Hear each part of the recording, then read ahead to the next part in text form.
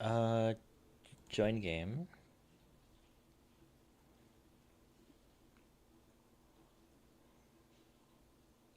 Are you online? No. Okay, can you invite me? Yes.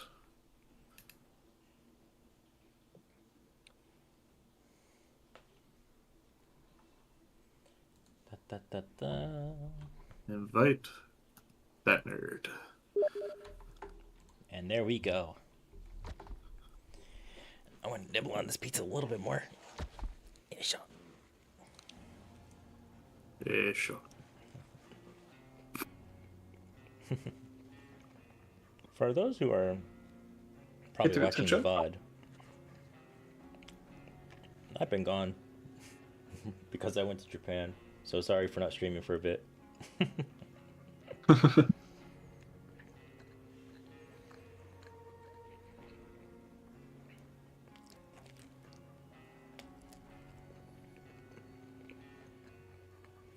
Hmm. As soon as I'm done nibbling on this pizza, I guess I can tell you a couple stories Ooh, because there were some funny things that happened.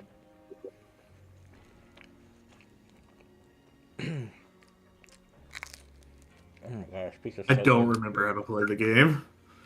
So WASD to move, space to jump. I use a controller, sir. Oh, I can't help you.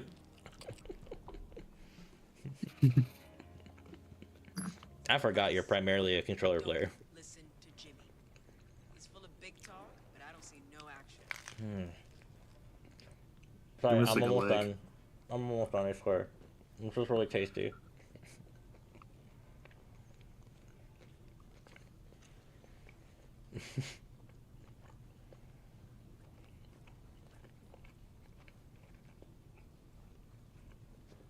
I wonder if I can find a way to clip that ring light onto my monitor. Make that a little better. Probably. One of my favorite parts about ring lights for IRL streamers is that it gives them anime eyes. And I think that's really funny. it's so cool though. I think the first time I saw a ring light being used for any kind of content was for when Russian Badger first started showing his face. Zombies getting in while I'm around. And he's like, a couple videos in, he goes, yeah, some of you guys were wondering why I have anime eyes. And like, why do I look so kawaii? Kawaii. While you're eating, I'm actually going to turn my graphics down. Oh, I got disconnected. Yep. Yep. Is that because you turned your graphics down? That's because I left the game. Yep. Oh, okay. Because you have to actually leave to turn the graphics down. That's funny. Yeah, doing it on a Sunday would probably be really busy for Costco. I'll just go tomorrow. Especially since they're probably finishing up church right now. I'm Yeah. gonna restart. Oh. Okay. That one slice should hold me for a bit.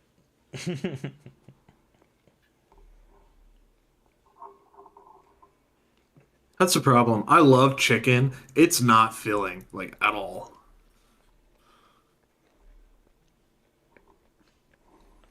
And it's very sad. It's It's just, very high in protein. it's not breaded chicken, right? Just regular chicken? Just right, yeah, grilled chicken and stuff like that. Mm-hmm.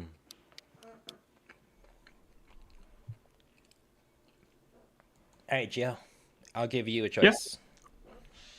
A story about books, a story about maids, or a story about doujinshis. Story about maids. Let's go. Let's go. So, when I was in high school, one of the things I put on my bucket list was to go to a maid cafe. Mhm. Just to say I did it because, it's really fun to make fun of the typical fan base for the maid cafe stuff.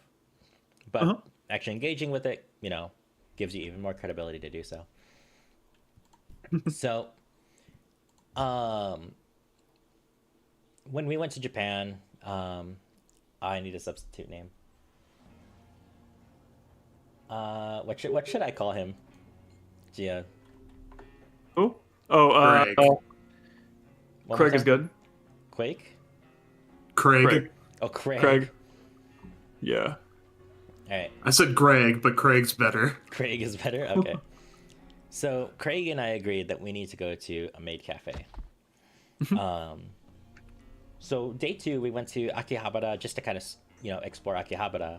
But at a certain point in the day, I want to say about 3 p.m., the streets start getting lined up with all different kinds of maid cafe employees handing out flyers. So we saw goth maids, we saw traditional maids, we saw pink maids, we saw gyaru maids, we saw bunny girl maids, cat girl maids. There was such a variety to it. And so we're like, okay, we're not going today, but it's cool that we get to kind of scope it out for right now. A couple days later, we decided today's the day. We're gonna go to a maid cafe today. Oh, John, whenever you're ready, you can just start a quest, and I'll just keep talking. I'll follow you. Let's do a missing person. Yeah. So the journey to the maid cafe was just as interesting of a story as the maid cafe experience itself. So we're gonna start there. Originally, we were going to just walk the street, take a flyer, and go to that restaurant because that's just a fun way to do things, right? Yeah. So we walk down a street and we see a small maid. She hands us a flyer, and Craig takes it. I already suck at this. Craig takes the flyer and he starts looking at it and goes, "Dude, there's a whole paragraph on this flyer. Like, can you read this?" And I was like, "Yeah, sure. Let's, get out of the walkway and take a look." And there are some alarming terms on that flyer. Oh. Try this. The very first sentence. "We have lollies and young girls." No. So we threw that flyer away and decided we're not gonna do that. No. Absolutely not. We love older women. We like older, responsible women in this household. Is there a MILF maid cafe? So we we resort to Google Maps because that's actually how we've been navigating Tokyo this whole time as well. So, might as well stick with it. And, whoa. Oh, screamer. Wrong button. But yeah, so we go to Google Maps, and one of the nearest maid cafes was unironically called something along the lines of "Isekai maids from another world here to serve you, master." Which Very is nice. so Like much. elf girl and stuff? Not sure for reasons I'll get into. Okay. I'm gonna adjust my settings real quick, John. So I'm just listening. Craig and I, we're like, okay, let's go check that out. And it starts taking us to a pretty sketchy part of Akihabara, which by American standards is not that sketchy. Yeah. But it is still quite a bit. So we go there, it's a rundown building, and it says it's on the 2nd floor. We're like, okay, let's go. We go up the stairs, we turn right, and not only is it closed, it is a completely different cafe. Oh. So we're like, all right, I guess we're not going that way. No. So that's when I remembered something, and I go, hey, I actually remember seeing another maid cafe when we were walking around on the first day. And he goes, oh shoot, where was it? And I said, oh, right next to the Warhammer 40k cafe. He goes, the what? Fair enough. So Craig is, for those who don't know, is a former Games Workshop employee. So he was like, I've always been curious about the Japan branch. Can we go there first? And I was like, yeah, sure. So we check it out, and not to get too into it, it was awesome. And he says it's better than the cafe he worked at. So yeah, go Japan. Go Japan. So bad. Got him. Got the headshot. Cool. So now it's time to go to this cafe, and I'm going to be pretty descriptive here because every part of this cafe adds to what we were feeling when we approached. So first off, it's a tower. That the business is in a tower that's about 7 floors tall, and shoot, that guy's immune. Anyway, yeah, it's 7 floors tall, and it's got a maid headdress in the entryway. Like, you walk under a maid headdress. So we're like, oh god, this is the real thing. We're actually doing this kind of thing. So we approach, and there's no people. There's 2 terminals. So we see a woman approach the terminal, and she starts immediately working it out. So we're like, okay, she knows what she's doing. We'll follow her lead. So we walk up to the terminal. It says pick your language. We choose English. And the first question pops up. How would you like to be referred to? Master or princess? So we're like, oh god, it's one of those places. Yeah. So we pick master, and second question comes up. Which floor would you like to be served on? Your options are, well, floor 1 is not a place to be served on. It's just where we are. Floor 2 is closed. It's like, okay. Floor 3 and 4 have a 30 to 45 minute wait time. Damn. It's like, all right, so this place is popular. Floor 5 is closed. And floor 6 has an hour and a half long wait time. Holy crap. Which is, yeah. But then Guess floor she's in there. 7 has a different thing. It's got 5-minute wait time. And it has a note. Okay. Recommended for beginners. What the hell is that supposed to mean? Yeah. And, well, we are beginners. So that's the option we go with. And it spits out a ticket after we pay for admission. And the woman who was at the other terminal beelines to the elevator. So we're like, okay, so that's where we need to go. So we get on the elevator with her, we go up to the 7th floor, and it spits us out in a really small lobby with a door to the cafe. Mm-hmm. We're about to open the door when the door opens by itself and a gentleman steps out. And in English, he tells us, no. You can't wait inside the cafe. You have to wait outside. And we're like, well, how do we get outside? Do we just go back to the 1st floor? Like, how do you let us know?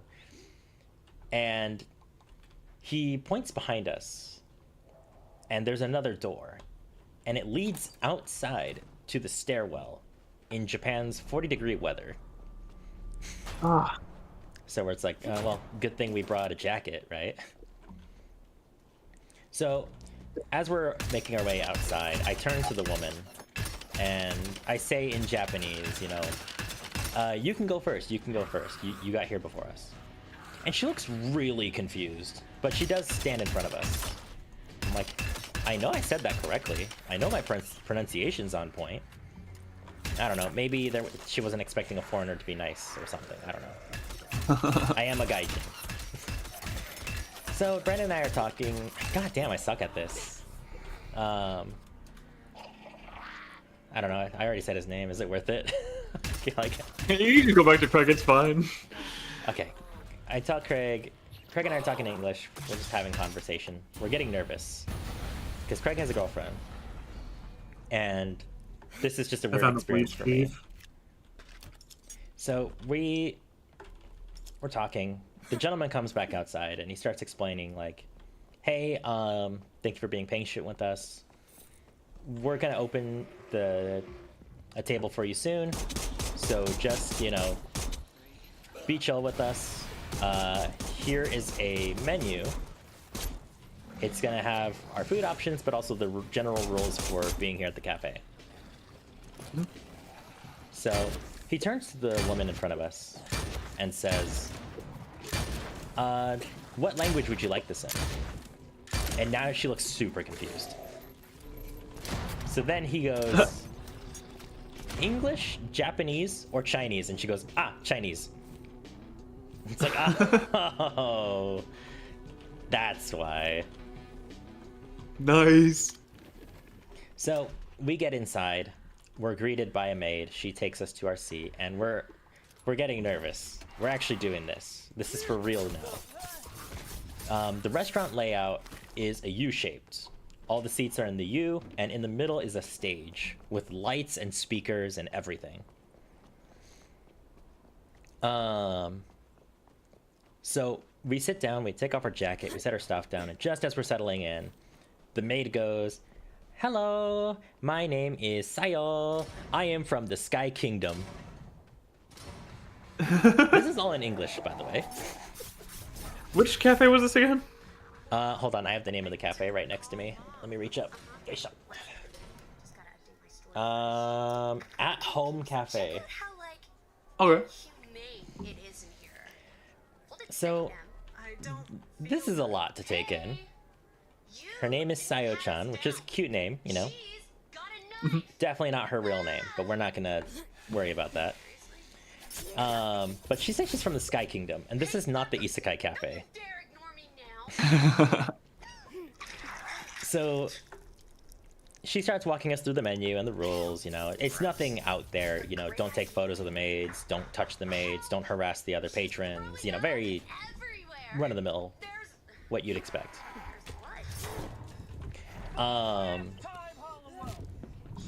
So we look at the menu, we're thinking about what to order, and we realize that, you know, it's gonna be the cheapest to order the sets.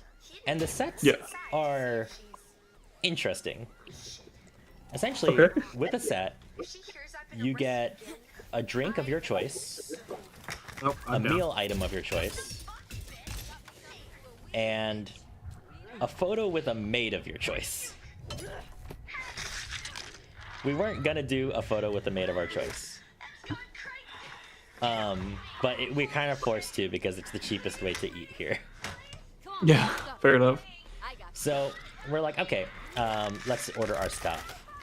So Craig orders the meal set, which is like a lunch item, a drink, and a Polaroid with a maid of your choice. And I order the dessert set, which is a drink, a sundae, and a Polaroid photo of it, the maid of your choice. So what we order is going to be important to the story, so bear with me. He orders a matcha green tea with latte art. And his meal item is omurice with ketchup art.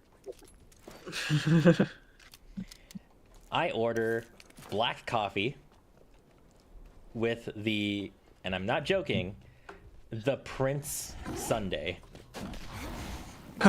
Because the other option was the Princess Sundae. I see. So we place our order, and Sayo gets excited.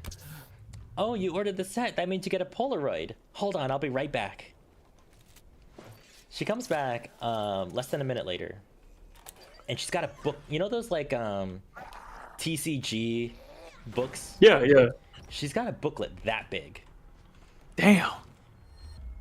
And she goes, "All right, here's a photo of all our maids. Which one do you want a photo with?" And these are just portrait photos, so I can't see like their outfits. There's no profile description, so I don't know their personalities. These are just women. Just women. Just women. So I'm like, I don't know. I don't care. So I look at Craig, and I'm like, "Craig, you got a preference?" And he goes, W. Craig. Craig goes, "I have a girlfriend, bro. Like, I don't know. This is on you." So I turn to Sayo and in Japanese say, you know, "Is it okay if we choose you?" And her first reaction is, "Oh, your Japanese is really good." And her second reaction is, "Oh, thank you. Thank you for choosing me. I'm looking forward to taking a photo with you." So she disappears to put our order in. The zombie I was fighting just teleported away. That's weird. But yeah, a few minutes later, a completely different maid shows up. Uh-huh. And no one told her that we asked for our services in English. Oh. So she approaches and in Japanese says, "Here's your drink. I got the black coffee." And I go, "Oh, it's for right here." I say in Japanese. And she goes, "And I got the latte art." And I go, "Oh, that's for him." Still in Japanese. And then she goes, "Okay, what do you want on the latte art?" And Craig looks at me helplessly because he has no idea what she just told him. So I translate. I'm like, "Oh, she's just asking you what do you want on your latte art." Is this like the only time in my life I'm gonna And he goes, "Oh, I'd like a cat, please." And she goes, "Ah, kato, got you." And she makes really cute a cat art. So next time you chat with them, definitely ask them for a photo. Hell yeah. So he takes a photo of it, and it was good. The coffee was good, latte art was good. Can't complain. Pretty good stuff. So then the food arrives, and my sundae looks cute as hell. So I'm happy.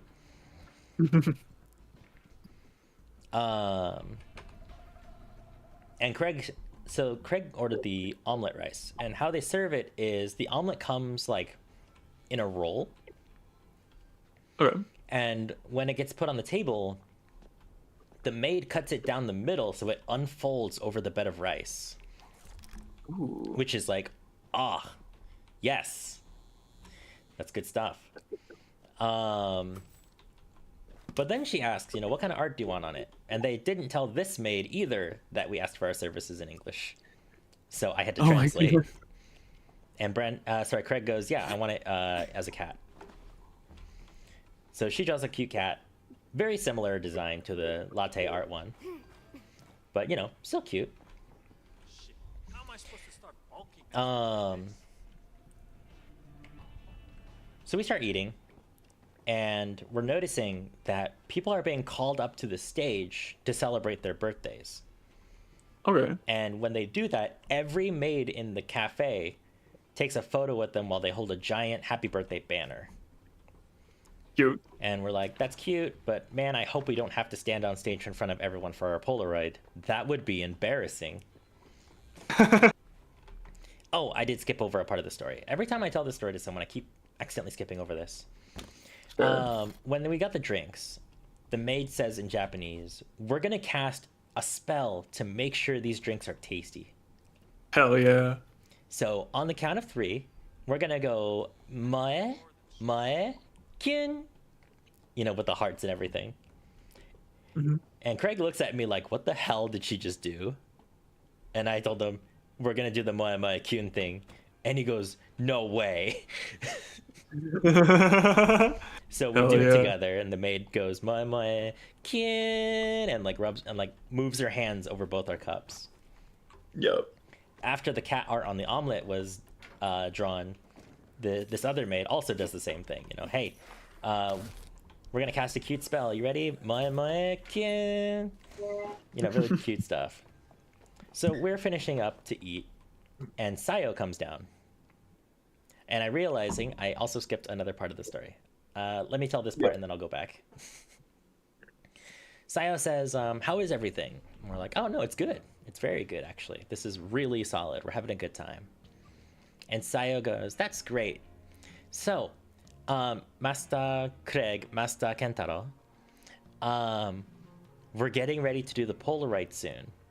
So we're going to call your name over the speakers. When you hear your name, please come on stage and we'll do the Polaroid." We're like, "Oh God." So we wait for a few minutes, and Craig turns to me and goes, "You know what? I hope they let us choose the pose. Do you think they'll let us choose the pose?" And I'm like, I don't think so, but I can ask. And so Craig shows me what he wants. It's basically the double OKs, you know? Nice. Yeah. Oh, I thought you were gonna say like a Kamen Rider reference. My bad. No. You said O, and I thought O's. I was like double and O's. Honestly, That's so cool. As soon as he made like the mere suggestion that we might be able to choose what the pose was, I was thinking about just doing like the Ichigo Henshin pose. Yeah. So suddenly over the speakers I hear, "Master Kentaro, please come to the stage." And I'm like, oh god. Hell yeah. So up. Oh, I didn't jump. Up, I got spat on. So I get up on stage, and Sayo goes, "So I'm gonna give you one of 3 poses." I'm like, oh, well, there goes that. Oops, Yeah. wrong one. He just clocked me. First pose is the Moe pose, when she puts her hands under her cheeks. Second one is the Kyun pose, and she puts a heart over herself. And the last pose is the cat pose, and she puts up like cat paws. And I'm like, I'm in front of a lot of people right now. I'm gonna do the cat paws. I'm not gonna do the others 2. Yeah. So we do the pose, and the head maid is taking the photo from the center of the restaurant. So inescapable, you are being watched by everybody. So we take the photo, I go back up, and Craig asks me, you know, "Hey, did you get to choose the pose?" And I said, "Yeah, I got a choice of 3. You don't get to make a custom one." And he goes, "Aw, that sucks." And they go, "Master Craig, please come on stage." And he goes, "Oh god." So he goes up on stage, I sit down, and I turn, and he looks very disappointed. And I'm like, I told him he doesn't get to choose. Why is he disappointed? He takes the photo. I think we're supposed to go to the other police place. Maybe. But he comes back after they take the photo, and he points at me and he goes, "You motherfucker, you stole what was rightfully mine." And I'm like, what do you mean? They didn't offer me the cat pose. I'm like, What? wait, what? And he's like, I asked for a cafe latte art. I asked for a cat omuraisu, and they don't give me the cat pose. You stole it No. from me. Oh my No. God. Sorry, bro. Funny. I'm hungry. So we end up waiting for a good long time, like a worrying amount of time, where people don't acknowledge us. They're serving other customers. We don't see Sayo at all. Yeah. And we're like, we need to leave soon. We have other things to do. And that's when Sayo comes in. And she goes, "Sorry for the wait, but ja-jan!" And she pulls out this little booklet. And the booklet is covered in group photos of all the maids. Oh, cool. And she opens the booklet. And our Polaroid is inside, signed with our names, like Master Craig and Master Kentaro written on it. Uh-oh. With Oh, well, my Sayo's... controller died. I'll protect you. With Sayo's name also written on it, and the date that we took the photo. So I'm like, okay, we did it. We're out of here soon. Oops, wrong button. But unfortunately for me, Sayo is not done shocking me. Because she goes, I have a gift for you. And I'm like, what is it? She goes, "Ja-jan!" And she pulls up these 2 really small cards. Tried to get out in a red I think I lost a weapon. with engine noise driving zombies nuts. Doubt he made it far. Anyway, Oh, I'm dead. she pulls out these cards. and they look like chocolate, like they look like Valentine's chocolate. And it says Valentine's 2026. And she goes, "We're running a promotion for Valentine's Day. Collectible trading cards." Oh, cool. So now I'm like, my brain is stunned. They have trading cards. Yeah. Why do they have trading cards? I got you. And that's when Sayo goes, "Craig, you should reveal your card first." So Craig reveals it, and it's a blonde maid. And she goes, "Oh, that's the premium maid in Osaka." Wow. Now my brain is double stunned. Crazy. What the hell Crazy. is a premium maid? And why do you have multiple locations, including Osaka?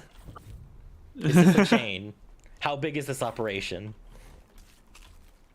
How big is this operation? And then she goes, "All right, reveal yours." So I reveal mine. And it's just a long-haired maid, like black hair. And she goes, "Oh, that's the premium maid in Osaka here." And now I'm like, it's a what I still don't know what a premium maid is. But she's here in this building, probably right now. What the hell do I do Nice. with this information? Yeah. And then she goes, "That's everything. You know, thanks for dropping by. You know, it was a pleasure serving you. Have a good day." So we leave. Oh, sorry. She says one more thing, but it ties into something I accidentally skipped over. You see, one of the first things they actually gave us was a card Yeah. with a key printed on it, specifically a bronze key. And they Okay. explained to us that's your membership card. It comes free with your visit. If you bring it Oh. with you 5 times, it'll get upgraded to a silver key, which gives you discounts on their, menu, but also gives you additional access to more of their services, whatever the hell that's supposed to be. Jamal's pickup. Yeah. And so when we were heading out, she said, "Be sure to come back. Let's get your keys to premium." And I'm like, Now, Ah, that makes sense. So there's premium maids for the premium tier. yeah. So Gotcha, to gotcha. be perfectly frank, though, like I'm making the story sound really funny because it is. I don't like you as Frank. I like you as Casey. But if you're genuinely like, I want to try a maid cafe experience, but I'm worried about the lewd stuff that's the industry is known for. Where I went is actually really tame. They're very friendly. They treat you like a normal customer at a normal restaurant. They don't do anything too crazy aside from the Polaroid photo and hinting at their additional services. So if you're nervous about that stuff, what did I say it was called? At Home Cafe? Yeah, pretty good. Nice. But yeah, so we head out and we had to walk down the stairs because the elevator was taken. And Craig at the bottom of the stairs turns to me and says, "I need you to take this from me." And he hands me the trading card. And I go, "Are you sure? Don't you want to keep it for the memory?" And Craig goes, "Look, I have a girlfriend. The less sussy items I bring back from Japan, the better." I was like, fair enough. What's the heal button? H. H. Okay. So yeah, that was the Maid Cafe experience. I'll send you a photo of my Polaroid later Hell yeah. because it is a funny photo. Nice, nice, nice. But yeah, I still have my membership card. I still have the trading cards. I don't know what I'm gonna do with them. I think I was talking to you last night, John, about it, about what I might do with them. No, you were talking to Zach. I was talking to Zach. There's a used goods shop called Mandrake, and I shop on there from time to time. But one thing I don't like about their website is when you open their home screen, 9 times out of 10 they show the sussy stuff first instead of the thing you're actually there for. Fair enough. And one of the things I've seen before was Gravure Idol collectible trading cards that you get from payphones of all things. Yeah, phone cards. Yeah, so I know they probably will accept these maid cards if I choose to sell them on there. me get a drink of my water. You have to collect phone cards in Yakuza 0. Yeah. But yeah, that's something I might do with the maid cards because I genuinely don't know what else to do with them. It's just I'm not gonna collect them, and it's Valentine's limited, so collecting them is even harder since I have to go to the cafe to do that. Screamer is up here. Yeah. But yeah, that was the walking cafe around experience. It was pretty all right.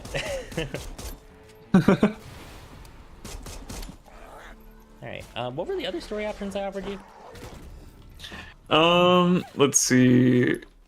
Other Casey, than the that story was 30 minutes. That story was 30 minutes, you said? Yes. Oh, damn, it was. I could fill a whole stream with all the stories I had in Japan, honestly. I thought about doing a just chatting stream, just about it. Or there's one about like dojins or something like that. Oh, yes, Dojinshis. Dojin and comics. Okay. Were the So, other two. I'm going to assume everyone watching the stream has the Western concept of the Dojinshi market's reputation, which is to say, it's porn. It's hentai, like, it's all that. What do you mean? It's clearly self-published works. Yes, but that's the general reputation that Americans have. Of porn. So, and that was the reputation I had in mind too. I knew that there was some safer work content, but under the impression that it was primarily that market. I'm down with 200 HP. Hey, need some help over here. Not done yet. There you go, buddy. But yeah, so when we were going through Akihabara the first day, we actually stopped at the Mandrake Tower. But we had done that after going through 6 or 7 stores with 8 floors using only the stairs, because the elevators are only big enough to fit 4 Japanese people, so 2 Americans. What are you trying to say? The Americans are not offended, you know. You saying we're fat? I said we have wide builds. I did not say you were fat. We are pure American muscle in this household.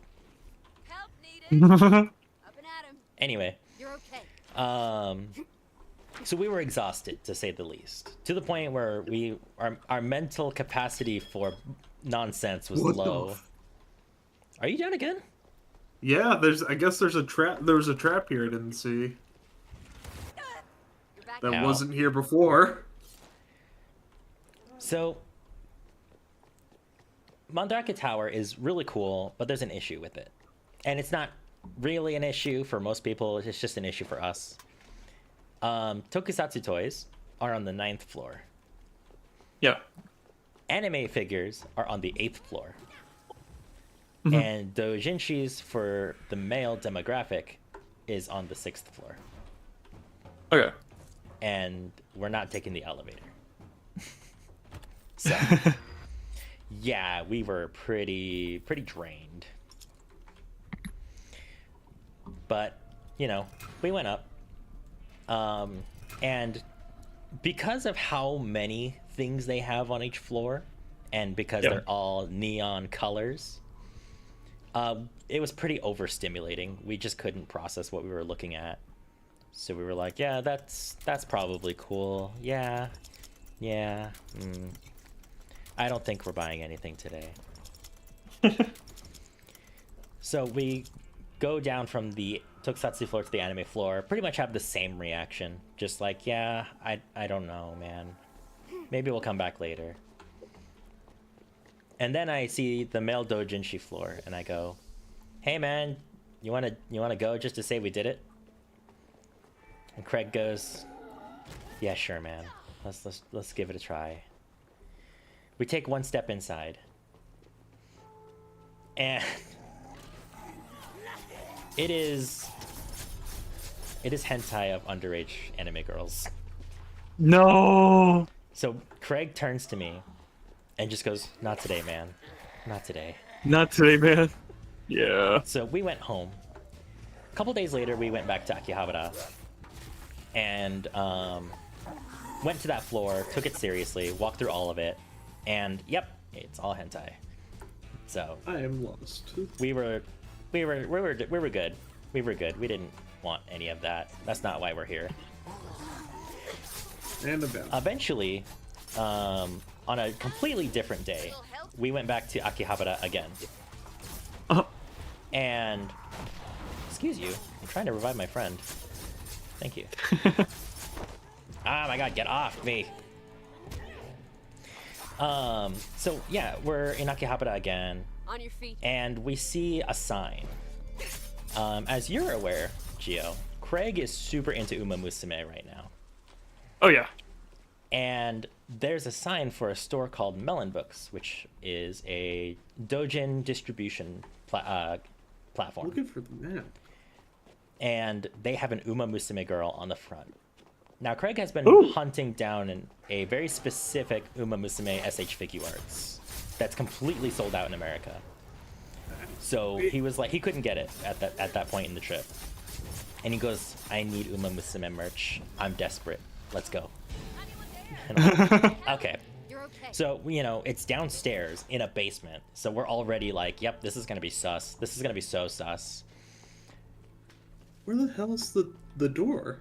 Turns out, it's not sus. In fact, the sussy materials are behind a curtain labeled 18 plus only. Oh nice. And the first aisle is all Uma Musume. Nice. Fog. So he's super happy. And I'm like, good for you, man. I'm going to see if I can find something I like. So I walk down the other aisles and I find a Nikkei section. And I'm like, oh, cool.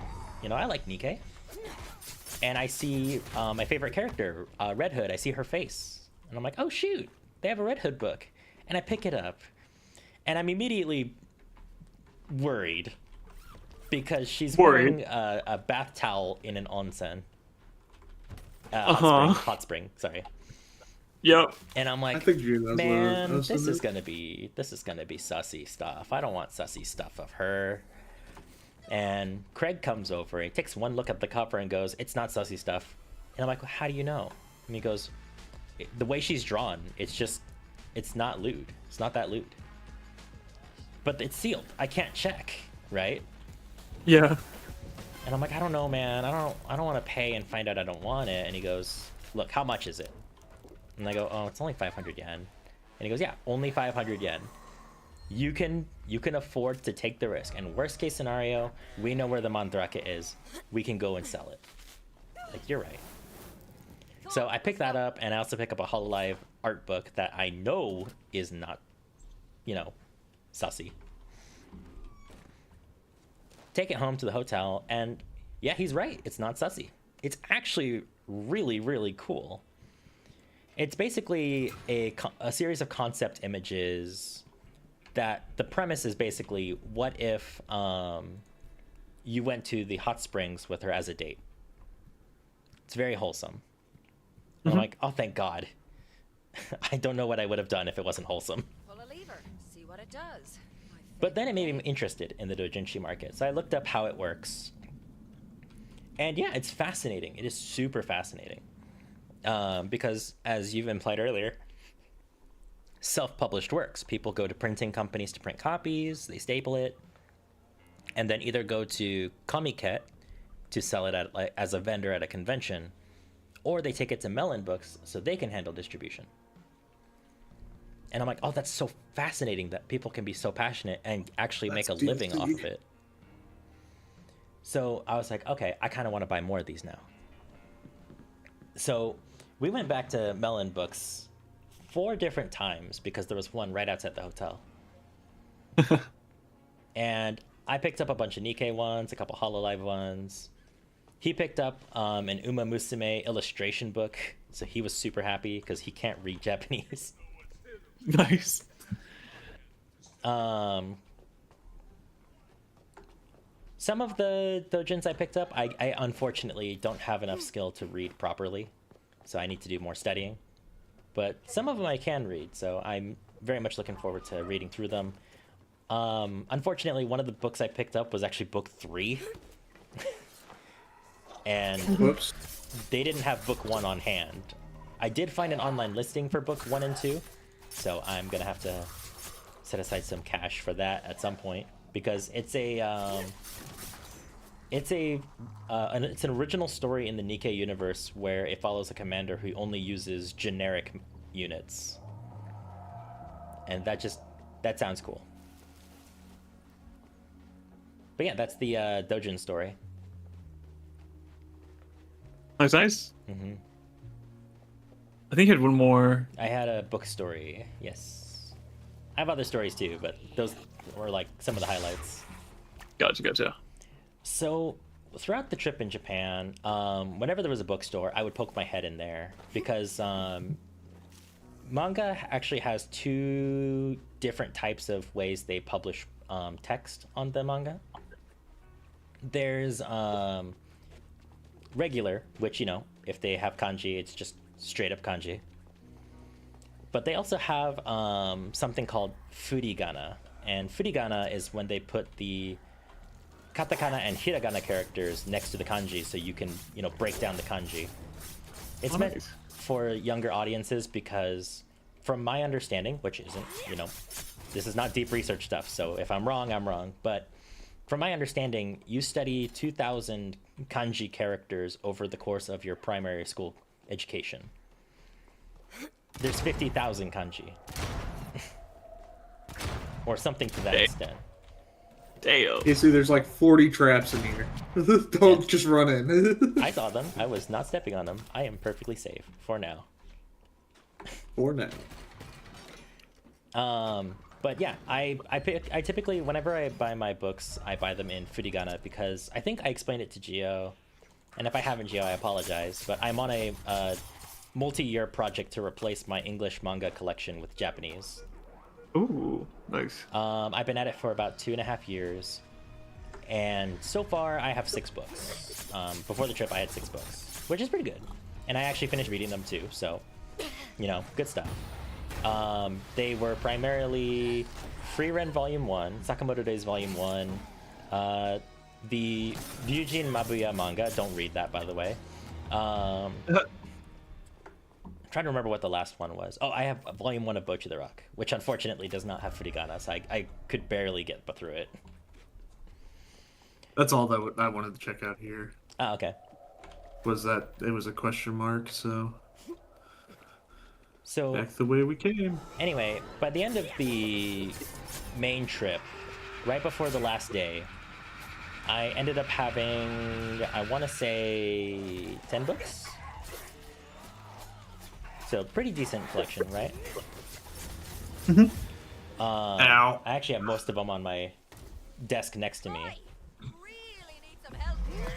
That's not the grenade button. Alright, let's get you back up. You're okay. So I picked up We're Free Ren not Volume done 2. I found the Kaiza manga. Ooh. Yeah, I finished reading all 3 of them on the flight back home.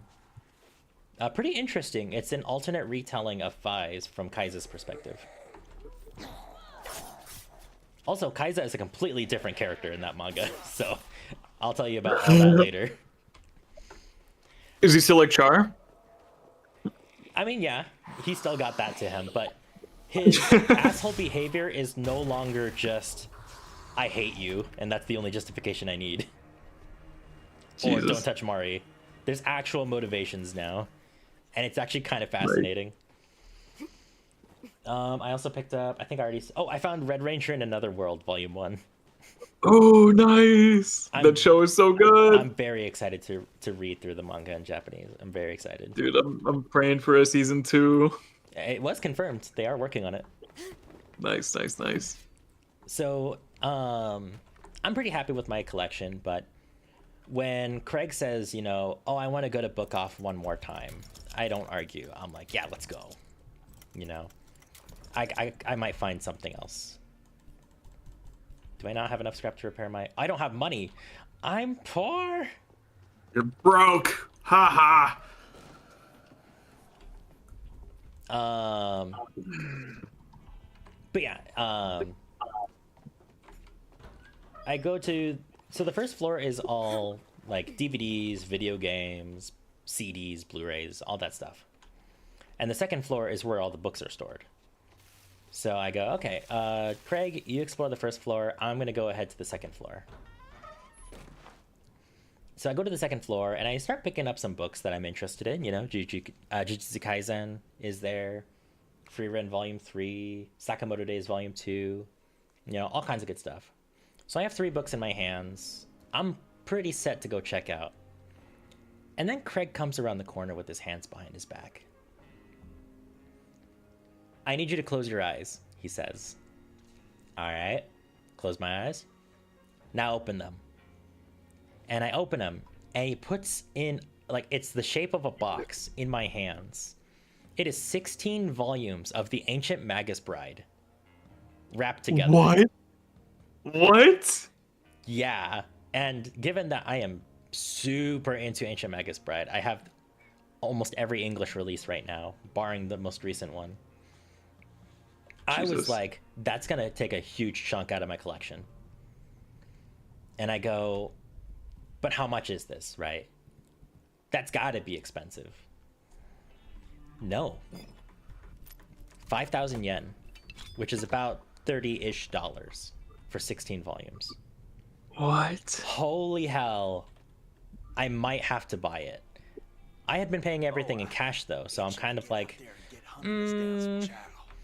I don't know, man, because, like, I only have so much cash left, right? Craig goes, that's not the actual price.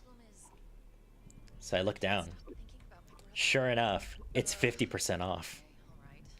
Oh, Well, now I have to buy it. now you have to buy it.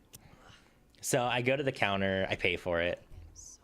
And as we're walking out, Craig goes, so how are you gonna have to pay extra for check-in, since that's definitely heavy?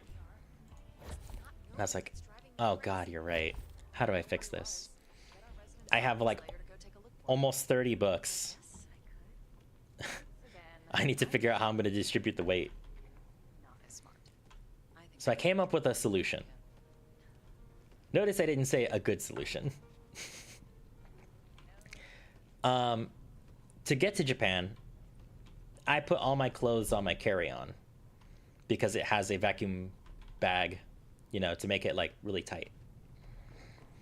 I put all my souvenirs and all my clothes in my check-in luggage, and I put the 16 volumes of Ancient Magus Bride there as well. That made the suitcase 40 pounds, which is 10 pounds below when you need to pay for check-in luggage. Yeah. So, bam, saved. Perfect. Except for the fact that all the other books are now in my carry-on, which is a backpack that I wear on my shoulders. Yeah. Needless Hefty. to say, my shoulders got some gains walking through the airports for the 3 days that it took Nice. me to get back to the US. Hey, it's. I see a plus side there. Yeah. So I read books during my lunch break at work. And so right now I'm halfway through reading Volume 1 of Sakamoto Days and Volume 1 of Ancient Magus Bride. Ooh. And reading Volume 1 of Sakamoto Days is great because if you're trying to learn Japanese, you start learning some of the kanji and terminologies of common language, surprisingly enough. Because, yeah, it's in a grounded setting in Japan. Ancient Magus Bride, for those who are not aware, is about mages and alchemists in England. You're not going to pick up everyday language from it, but you will learn how to say magic, mage, alchemist, and spells. So, I mean, I'm having a good time with it though, so that's okay. I figured. But we have running water. Oh yeah? I actually That need to go helps. through A my lot. library You of know, books there's plenty of and other folks missing. A pick bunch out of which them ones I'm are going to take to the used goods store and I'll take a sell. look if I get a spare mo. Thanks. Because A, Ruby's I don't back need in them his anymore, office. You wanted and him, right? B, I could use the spare cash. I did. Thanks, Denise. This trip was expensive.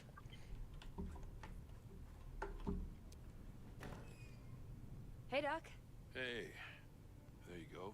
I keep the eyes shut. John, maybe this is a deep cut, but doesn't she look like the first agent you meet from Division 1's campaign? Yep. The CDC isn't calling the shots anymore. The military have taken command, and they won't extract you until they have proof of your immunity. What? They're just so paranoid about the virus escaping from LA. They know they can't contain it if it gets out. So, we film me getting chewed on? I can take it. Nothing quite so crude as that. We have to test you. But my equipment is at the CDC HQ by Santa Monica Pier. Oh, this guy's gonna make us Think I travel grabbed the far. map? Okay. Oh, I don't know. I don't think you should go alone. Well, that's just because you don't know me yet, Doc. I made it this far. I can go a little further. Right. One order of proof. Coming up. Those idiots. Let me think. There's other Ooh, stories. I got a card. Shouting? What's hot-footed? Autophage skill. Drop kick attacks ignite zombies, but they also drain your health. Fuck that.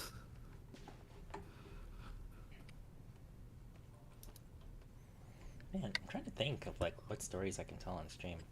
There's a lot that happened, but at the same time, there's a lot of little things that happened that isn't really a story, just kind of a thing that happened. So when you were in Tokyo, right? There's like always, it seems like around the clock, a whole bunch of those like content creators kind of going around in Tokyo. Always like with cameras out, sometimes hassling people, doing interviews and whatever. Surprisingly, didn't see that, but I did Okay. see a couple of interesting things that are adjacent to that. Okay. So thank you for bringing that up because I actually forgot about this stuff. So in Shibuya, this was the first incident of this happening, but we went through a narrow walkway and we suddenly see all this lighting equipment, a bunch of people, and one cameraman, like his nose almost in the ground with a camera. Think you need call yourself a stranger with And we're like, what is he point. shooting? Well, there's a security guard and they wave us forward. He's taking photos of a new set of shoes. And he's just doing it in the middle of this walkway in Shibuya. So it's like, oh, cool. So we actually get to see like those photo shoots that we always see for those promotions. That's neat. Another time, we were on the train going to... Where were we going to? I think we were going to Ginza. And one of the stations that we stopped at had this entire news crew set up just outside of where the offboarding was. But because of how the lighting equipment was set up, we couldn't see what they were filming. We never did find out what they were filming. But, you know, cool enough. Cool enough. I'm down. Uh-oh. Little help? It was just because I was in a corner. Not possible? No, I can make it. Okay. I think we texted you this information, but in Shibuya we found this tower that was like a really cool shopping center. And it had a couple of cool things. There was a Pokemon Center. There was a Sega store with Sonic and Yakuza merch. Yakuza! There was a Capcom store, which had, you know, typical Capcom stuff, but also a large, dedicated Monster Hunter section. That was awesome. Dude, yeah. There was a Godzilla store. That was also pretty cool. I took a photo of the Shin Godzilla statue. And there was one more store there. What was it? Oh, there was a JoJo's Bizarre Adventure store. Nice. And at one point, all the lights in the store turned off, and a projection appeared on the ceiling, showcasing the climax of the fight between Dio and Jotaro from part 3. Dude. The whole store went silent to watch this. It was great. Of course. Was it in the... Was it the original or the production remake? animation, or was it an It was original the animation? original animation. That's Oh, wild. It was pretty cool. I have not seen the original OVAs, so that was pretty cool. It made me kind of want to watch it. Hell yeah. I've only seen the David Productions iteration of Part 1, which I still love. Yeah, fact it's that that's good. the storyline. And the animation's great, despite how limited it is. Screamer, shut up. Stop talking. Apparently there was like a Phantom Blood movie that's now like lost media. Oh, really? Yeah. That's interesting. And it would have been in a completely different art style. I think more along the line of the original like OVA for Star Platinum, Gotcha. Stardust Crusaders. But yeah, it was pretty cool. Stardust condensers. What else did we see? Stardust condensers? What? So, that animator I send every once in a while, named FaxJam, Yeah. he's been slowly animating all of JoJo's Part 3. Nice. Wow. And That's ambitious. just like, well, not like, very condensing it. Like, I think the first one is all the way up to where he meets Kakyoin. From the start to Kakyoin. And it's like a 3-minute video. Interesting. But it's fucking hilarious. Oh, we also went to Tokyo Skytree. There's a small story with that. There's 2 small stories. So I booked our tickets in advance, and the ticket said you need to be at Tokyo Skytree at 10:30 in the morning, and I'm like, not a problem. You know, I like showing up early, and you guys open at 10, so we'll be some of the first people there. Pretty sick, right? So we board the train at like, I don't know, 9? It's a 45-minute train ride, so I think it was around 9 o'clock. And I forgot that Tokyo is literally one of the biggest hubs for the 9 to 5. Which is to say, the trains were packed. It got to the point where after a couple stations, people were literally pressing their bodies against me to the wall of the subway. Jesus. That's wild. Yeah, it was pretty uncomfortable. I actually lost track of everybody who traveled with us too, so I was kind of like, please don't get off at the wrong station. That would be rough. And just when I was at my breaking point, like, I can't do this anymore. I don't know. We have to transfer a line, and if they all go to Tokyo Skytree, I'm going to lose it. Announcer comes on. In Japanese says, this is the end of the KQ line. If you want to get on the Asakusa line, please stay on board. And everyone disembarks. Everyone. Like, basically everyone. It's just my group and 5 people in the train car. And I was like, oh, thank God. You can deal with solo then. No shade. We get to Tokyo Skytree, and when it's time to go up, we go up. And if, for those of you who haven't experienced Tokyo Skytree, A, I recommend you do. But B, it has one of the fastest and smoothest elevator rides you'll ever get on. You literally travel 300 meters in 60 seconds, and you don't feel it. It is crazy. But I couldn't help Reload but your notice. guns. Reload my guns? Okay, reloading my guns.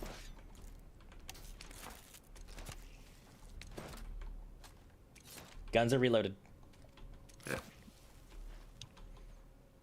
Huddle up. We're testing up a mortar setup. Yeah. Woo! Now we're cooking. Oh, just trigger them when the zombies come in. Ah, shit! More extras coming. Stay up Oh, on that hill. wrong one. Yeah, it's a little early there, friend. I didn't realize where they were.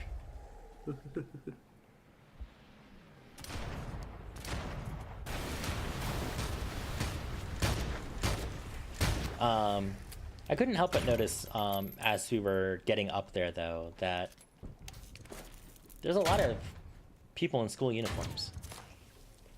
Yeah, this is I assume. Oh, you meant in Japan. Yeah, it's a weekday, though. So I'm like, why are they skipping school? Ah, well. You know, I'm not gonna think about it.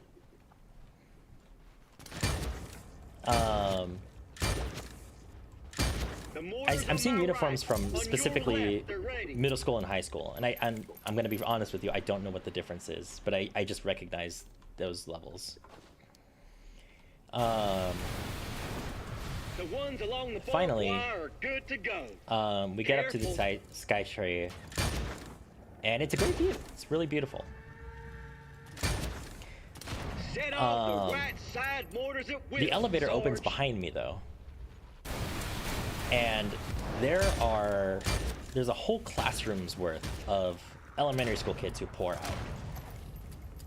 I'm like, oh cool, they're on a field trip. The elevator doors open again, and what looks like middle school level kids come out. Okay, that's a lot. Doors open again, and 2 high school level classes come out. And one of the girls who was traveling with me asked, you know, oh, is that, what grade level is that uniform? And Okay, the left mortar's reloaded. honestly, I was too tired to, like, seriously think about it or look it up, so I was just like, ah, it's middle school, don't worry about it. Now, when I visited Skytree 2 years ago with my mom, Right hand mortars good to go when you are.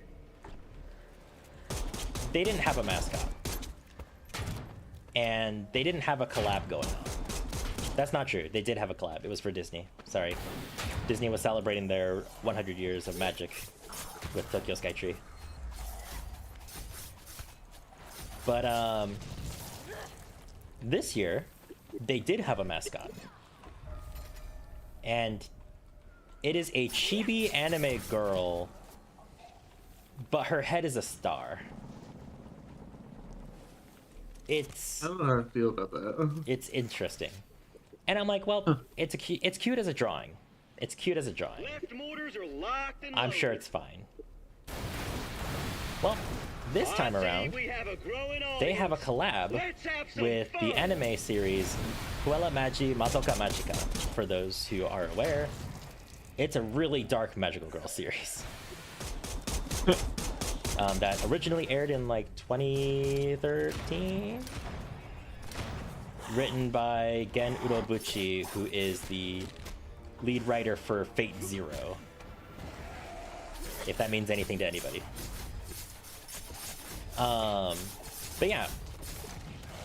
Now, my reaction to this was, oh, that's cool, you know. I used to love that show. That's cool that it's got representation in 2026. One of the girls, though, had a very different reaction. Oh my fucking god, it's Madoka Magica! Top of her Okay, lungs, the dude. left It was mortar's reloaded. in my ear. And hooked the so mortars on your right. I got Back worried up because for I'm like, you. how many of these girls know this show and are they gonna have the same reaction? Well, her best friend looks at me and goes, what the hell is Madoka Magica? So I'm like, oh, okay. So I did my best to explain it, you know. Oh, it's an anime that came out years ago that became famous for subverting the tropes of the magical girls genre. And she goes, okay, so what does that mean? I realized I don't know how to explain it any further than that. So luckily Craig stepped up and he explained it to her. And she kind of got it. She's just like, okay, so it's just a really popular show because it was different. And he goes, yeah, essentially. Now, because of the collab, they had exclusive merchandise. I'm down. Sorry. Give me a hand here. For Madoka Magica, which is, you know, whatever, right? You know. But I saw something incredibly cursed as soon as I rounded the next corner. They made a mascot suit for the mascot anime girl. And it's cursed. It's a gigantic star head, right? But they took it a step further. Because they put her in the magical girl outfit of Madoka. And are charging the equivalent of $5 for a photo op. Danger close mortars. Ready when you are. So I tell the girl who's traveling with us, hey, let's walk the whole circle first, and then we can get your photo, okay? I turn around. I turn back to her. She's gone. I turn to her friend and I go, hey, where did she go? And she goes, oh, she went to go in line and get the photo. Okay. At least she's having a good time. Hannah said you were the business and she was But yeah, right. apparently Madoka Magica in general was having a big I certainly got like these steps revival thing or today. something, because I found Madoka Magica posters everywhere in Tokyo. To make sense out of this Cool. spaghetti wires up here. And Skytree was cool. New toys to play with. I went to the Ultraman New store, ideas bought some and cute new plushies. know-how, some of which might apply to you. I got a in fact. plush I've of got an Ultraman idea for Nexus and something Ultraman to Omega. fussy up your weapons. Ooh. Love a little gossip. I'll send you photos later. Much They're really cute. obliged. You all Hell ready to yeah. get back on your own? Oh yeah. And the Venice canals are gonna get a lot more dangerous to deadheads as soon as I'm back there. We got a military grenade. Oh, shoot.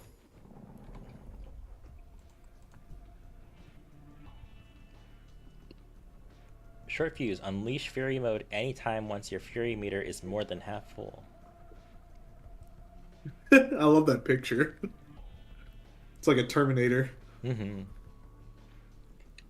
Dropkick attacks ignite zombies, but also, oh, they drain your health. Nah, no, I'm good. Yeah, I didn't care for that one. I will be dropping the pipe bomb for the military grenade. I forgot which. Where's the curve? Never mind, I found it.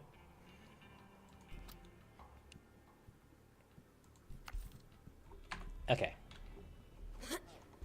I want to go get a drink, so I'm gonna hide here. Alright, I'll cover you. I'm trying to think. Do you have any maybe questions about the trip that might trigger some stories? Because I'm struggling to remember other really notable stories. I mean, what was it like having cheap food all around you all the time? Oh, it was freaking wonderful. Yeah, let's talk about the food I ate there. Actually, that's kind of a fun place to go.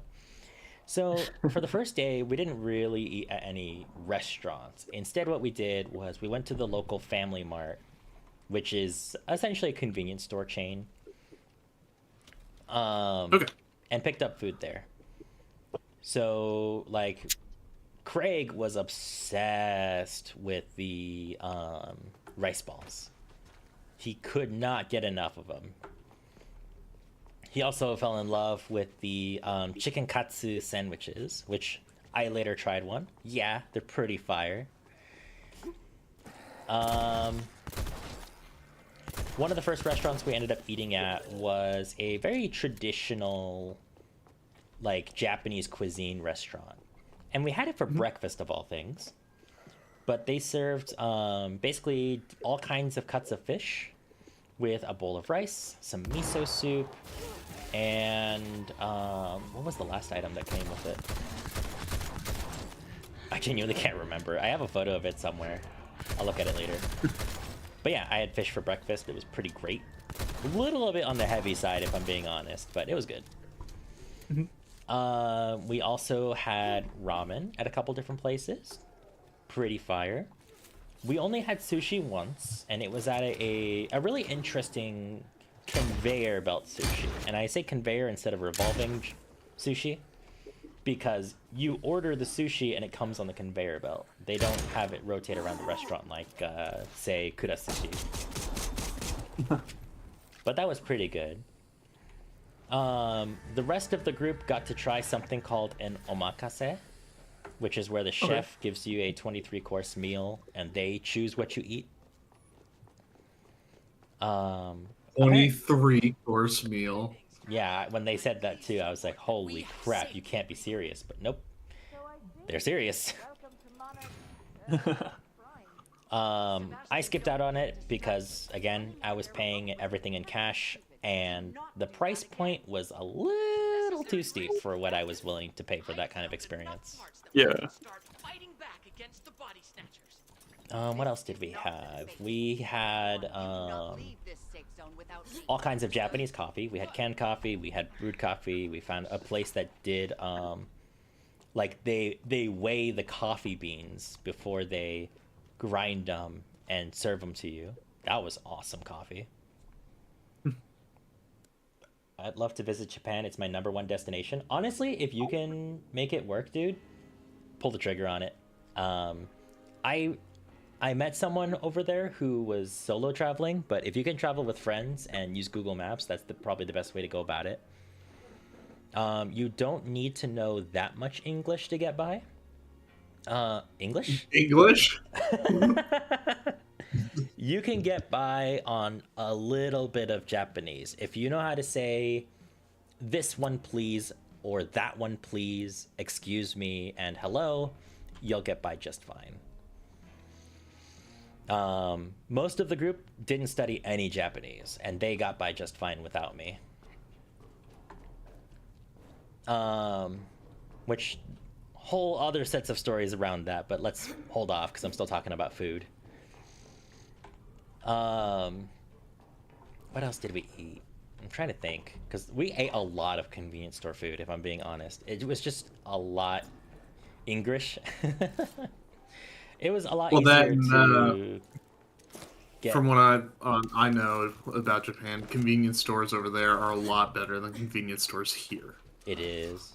Awesome. Now, is it true it's the kindest place on earth? Yes, asterisk mark. Yes, question mark. Yes, but. And there's a reason I'm saying this.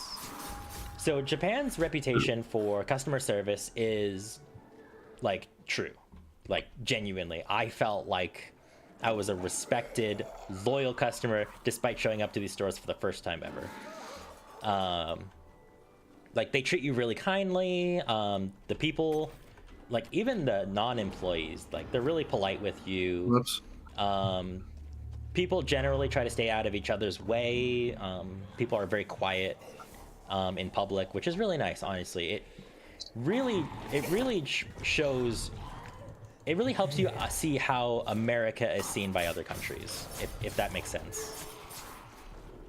Because, as I said earlier, either today or in this stream, I can't remember now, but I want to move to Japan. I hate it here in the US. Real. And I didn't even realize I hated it until I came back. So I'm pretty sure they have better legislation. I like the United States. I hate the people that live here. Yes. So I say asterisk because there was a discrepancy with a certain business. And I'm in the US right now, so free speech. So we went to 2 different convenience store chains when we were in Tokyo. We went to Family Mart and we went to 7-Eleven. Also, quick note, if you go on Instagram or TikTok and you see people praising the Family Mart chicken, they're not joking. That is actually one of the most fire chicken I've ever had in my life. But yeah, you go to Family Mart, they say, hi, welcome in, you know, in Japanese, obviously. When you check out, they go, oh, are you going to pay with cash or card? Do you want a bag for that? Is there anything else we can help you with today? Okay, have a good one. You know, it's very, you feel very welcome. Every 7-Eleven I went to, it felt like I was inconveniencing them just by existing in the store. I had an employee yell at me because I wasn't standing in the right place to wait in line for the cash register. So, I know that some businesses in Japan actually pay a third party to train their employees on customer service. I don't think 7-Eleven does that. And it kind of shows. But yeah, no, very, very nice people there. I think one of the big cultural differences is how people behave in public compared to America, because when you take the subway train, people don't talk on the subway, period. It is actually considered rude to talk on the subway. So if you're on the train for an hour, you're just not talking for an hour. Which I actually kind of like. There's also a culture around how to take the escalator. If you're just going to ride the escalator, stand to the left. That way, people who need to walk up the escalator because they're in a rush can walk on the right. It's actually like really nice. Like it's actually a lot of consideration for others there. See, but the downside is that they can be like businesses can turn you away just because you're white and American, Did even not though if actually you're, encounter that. And I think which is surprising because it's very common.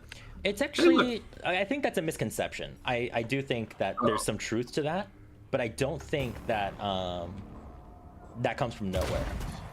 I think it comes from places that have had bad experiences with foreigners. I'm not saying it's coming from somewhere. I'm just saying it happens. It's not a thing, you're not going to encounter. Yeah. Now, don't get me wrong. I have seen people get turned away because they were being rowdy. And they just passed a law to make that even more viable for businesses. Ooh, I yeah, want well. that one. Yeah. But as drop long as you're those. trying to blend in with the locals, like they won't have an issue with you. In fact, they were even like the regular populace was really patient with me whenever I did like stand out. And the only reason I ever stood out was because I was struggling to ask the questions that I had for the employees, and I would just say like, well, I would ask in Japanese first, hey, can you speak any English? And if they said yes, then I would switch to English. See, and then the other thing is like working in Japan. Yeah, that's what I need to look into if I plan to move there, because it definitely, the employment is very different over there. Because I was actually talking about this with my current bosses. The company isn't hiring you, they're investing in you. It actually looks bad on you if you're looking for a job at certain times of the year, because most full-time businesses hire only at specific times of the year. So if you're unemployed at a time outside of that, it looks bad. They expect you to stick with the company for years and years and years. You're not there to do a job for them. You're expected to become part of the company. Yeah. Which I like that idea. Definitely got to experience it to know if it's good or not. But from what I understand, like, it's good unless you're salary. Because once you're salary, they expect you to do overtime. Like, that's just an expectation. But I could be wrong on that too. It probably also depends on the industry you're working for. Yeah. I feel like I was talking about I'm something not saying else. it's not worth going into. I'm just saying don't get your hopes up. Yeah. I mean, there's some of that as well in American culture too. So Yeah. like I can tell you, case in in American point, culture, training is not particularly great most of the time. well, like I'm in someone who hasn't lived in big cities in like ever. Like the biggest city I lived in was Huntersville, North Carolina, and it's it's like Mesa. Mesa is to Phoenix as Huntersville is to Charlotte. Ah, okay. And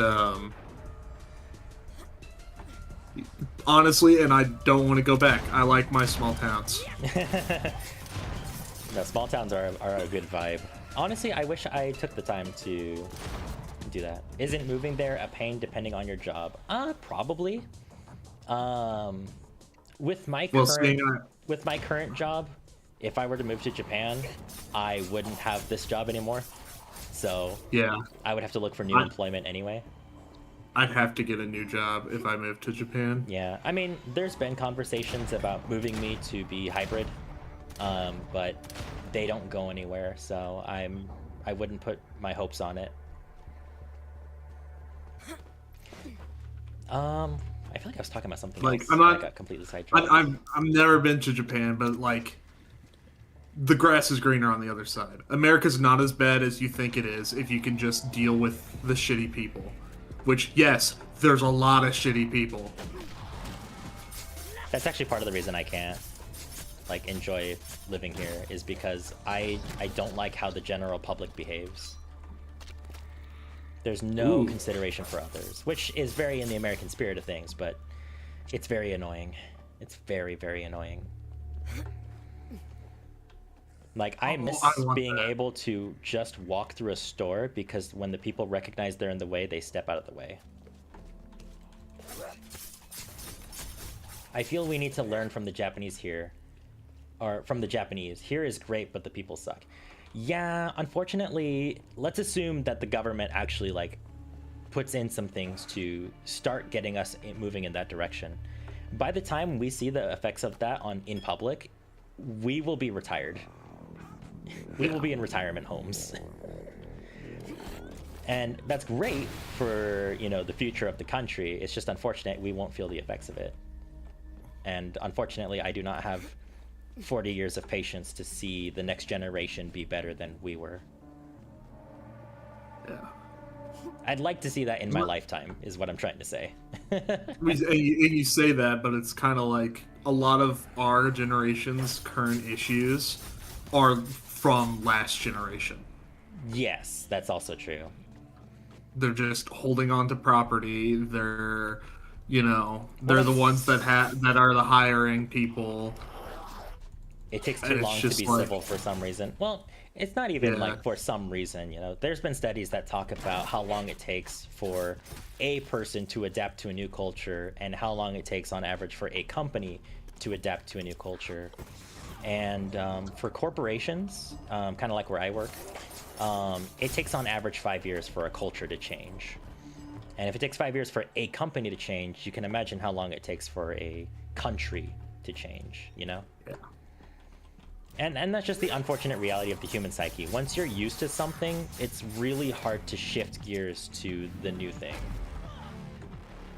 You know? What is this? Like a phone coffee shop store? Honestly, I did see something like this in Japan, though. Is there supposed to be something in here? No. Gio, did you have another question about Japan, maybe, to trigger more stories? Or did I not finish talking about food stuff? I know. I think you covered the food stuff pretty well. Okay. Yeah.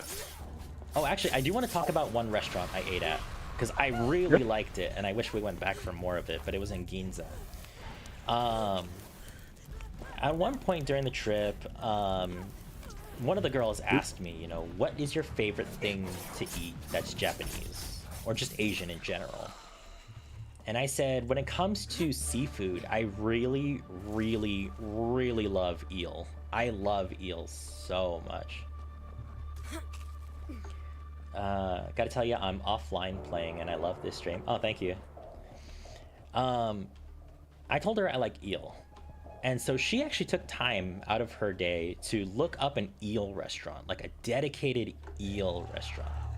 That was nice. It was very nice of her. And she knows how to find good restaurants in Los Angeles. So she used that same mentality to check for what's good in Japan.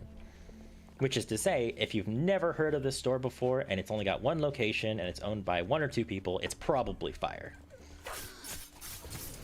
So we pull up to this restaurant, and I kid you not, it can seat 15 people. Oh, it's in there. And Aha! they have a vending machine outside of the restaurant, and it dispenses tickets for your order. So you basically choose a dish you want to eat, and then once you get inside, you hand that ticket to the chef, and they cook it. And what they serve is basically a slice of eel. Excuse me, a slice of eel on a bed of rice. That's all it is. It's very simple. It's kind of like Cane's, where like the different options is just how much of the meat do you want. So I chose the smallest portion. Walk inside, and it's being run by one woman. She is soloing this restaurant. I burned alive. Oops. Yeah. Where's there's that. We'll use that. That doesn't put the fire out. But yeah, she grilled the meat in front of us. And she had a little box on the counter, and in the box was the chopsticks. So you always had a clean pair right in front of you. And it was great. I wish we went back for more because that was some of the best. Casey, why'd you go meal I've ever outside? had. We weren't done in here. There's more in there? Yeah. Oh, you right.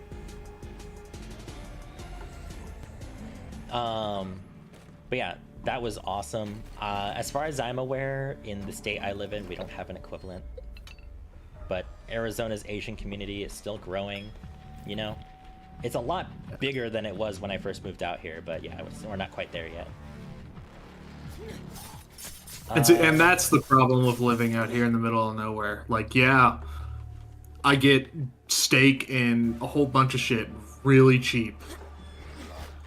I don't get anything else.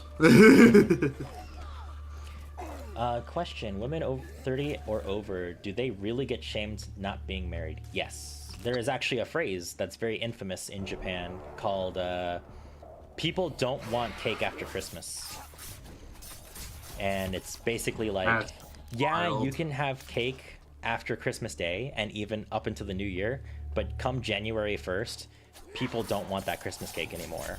Which is to say, after age 30, people don't want you anymore. Now, granted, I live in a half Asian household. I grew up in a half Asian household. Yeah, it's like, you moved out, didn't you? Yeah, I moved out a long time ago.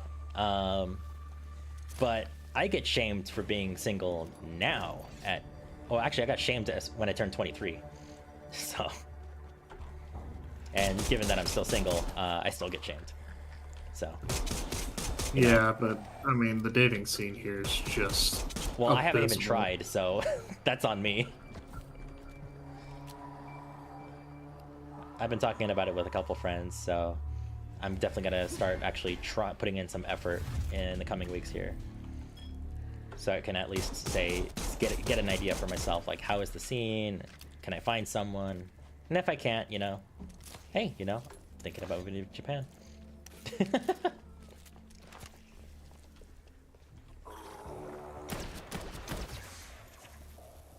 Thank you, Shocker Man.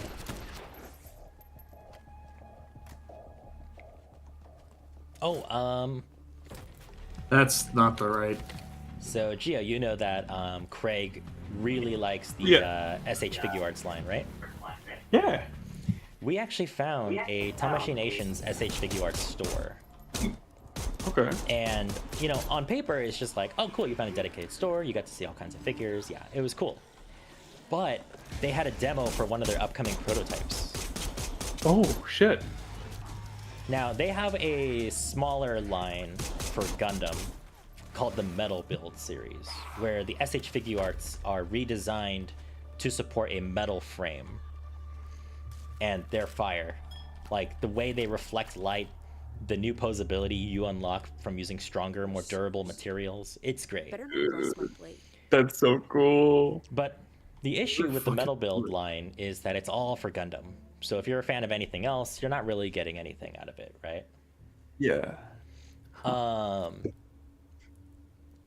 They had a prototype of a Kamen Rider Metal Build figure. It's Kamen Rider 01. Okay. And they redesigned his suit so it would have even more flexibility than any other standard SH Figure Arts figure. Huh. And what I mean by that is, like, I'm talking like they added back plates to 01's design so that way he can flex his shoulders forward and backward. That's sick. We now have shoulder posability with this figure. It's also going to include an effects pack so that way you can do the rising impact finisher. Nice. Like, there's just so much. There's so much so cool about it. And I can't wait for it to come out. It comes out in April, Okay. I think. But yeah, Speaking of games that are coming out, Casey, if Fable's multiplayer, would you want to play Fable? I'm willing to give it a shot. It looks pretty promising.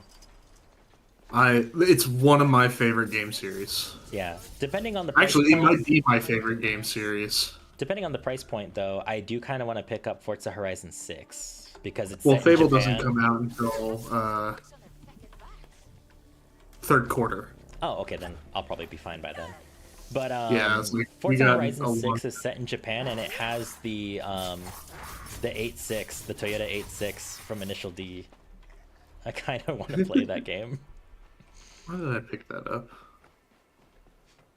Also, the last Forza game I played was Forza Motorsport 5, I think, and it was really good. So I kind of want to try the latest entry to see if it can get me fully back into racing games, because I am playing racing games on the side, but I'm not playing them as much as I feel like I would if I found the game for me.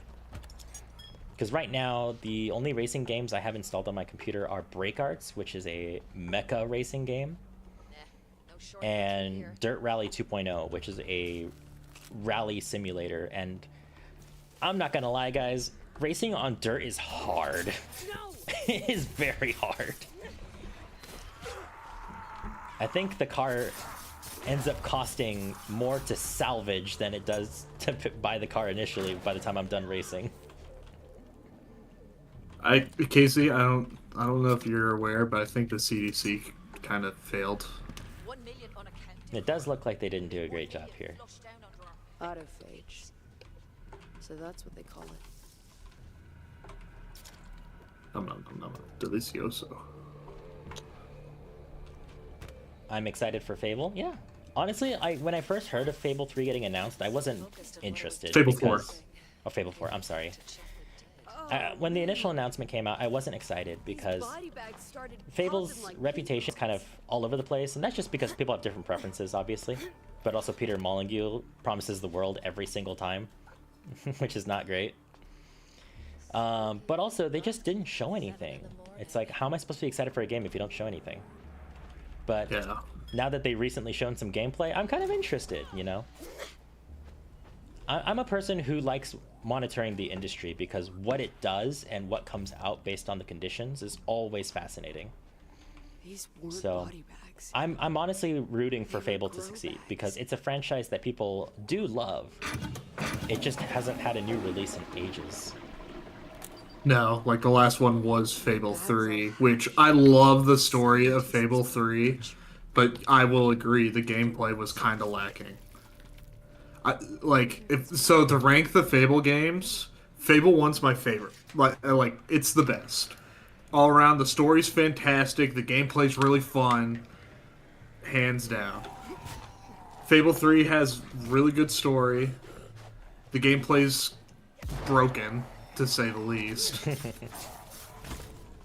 But I mean, like, a lot of the mechanics are really fun. If they put more time into it, it probably would have been a fantastic game. Oh, I broke and my... then we don't talk about Fable 2. I broke my weapon.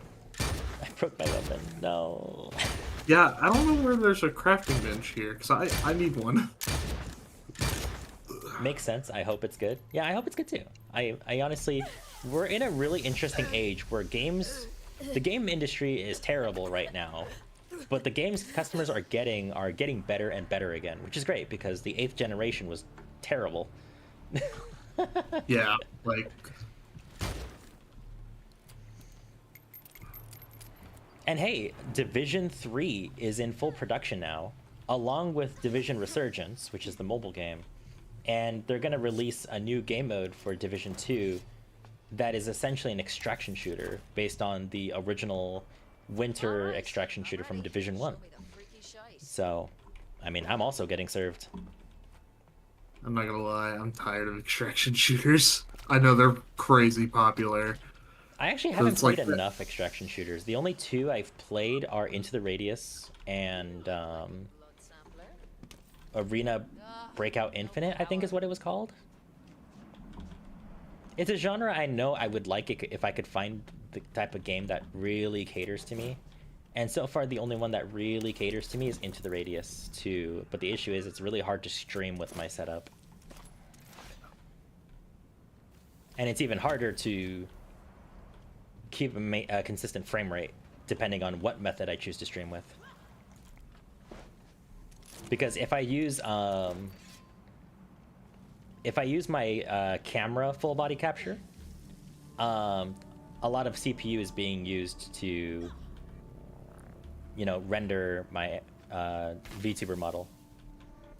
Yeah. But if I use my VR equipment to do full body tracking, then my GPU is being burned out from rendering both my character in real time and transmitting my VR coordinates to the game.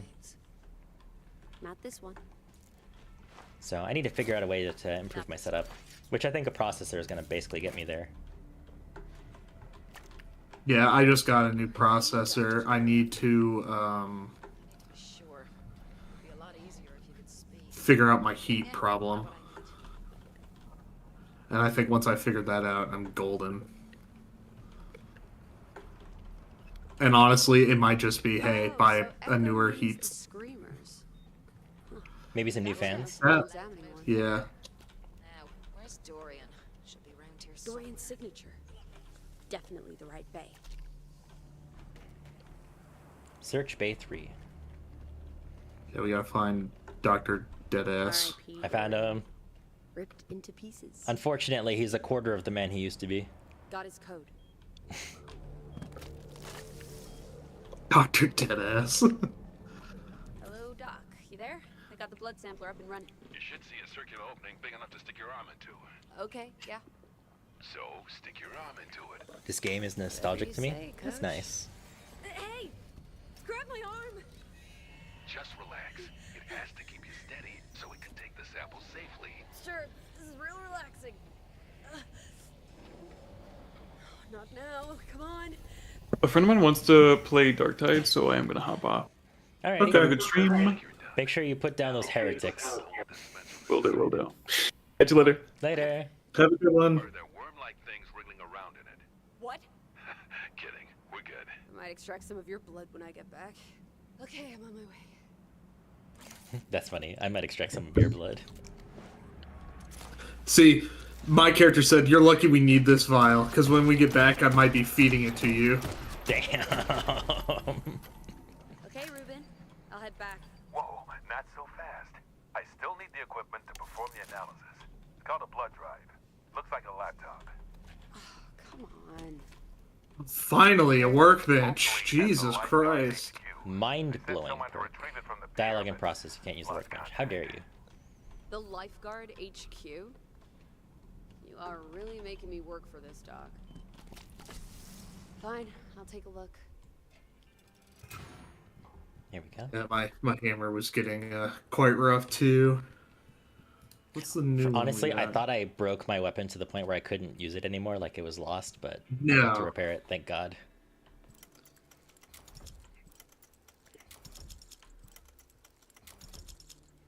I feel like I have more stories about Japan I'm just not remembering right now. That's okay. That's honestly my biggest problem since I've come back is like so much happened. So much that I could talk about, and yet I can't remember most of it until like a day or two later. I need one more insect larvae, and I can put vampirism on my hammer. Ooh. I need to check how close I am to getting an upgrade I want for my melee weapon as well. I need insect larvae, blade arms, or a heart. And that's just for my melee weapons. I haven't actually looked up if I can upgrade my guns anything. I'd like to upgrade my pistol. Oh, I can Yeah. reload to gain moderate damage boost. That's something.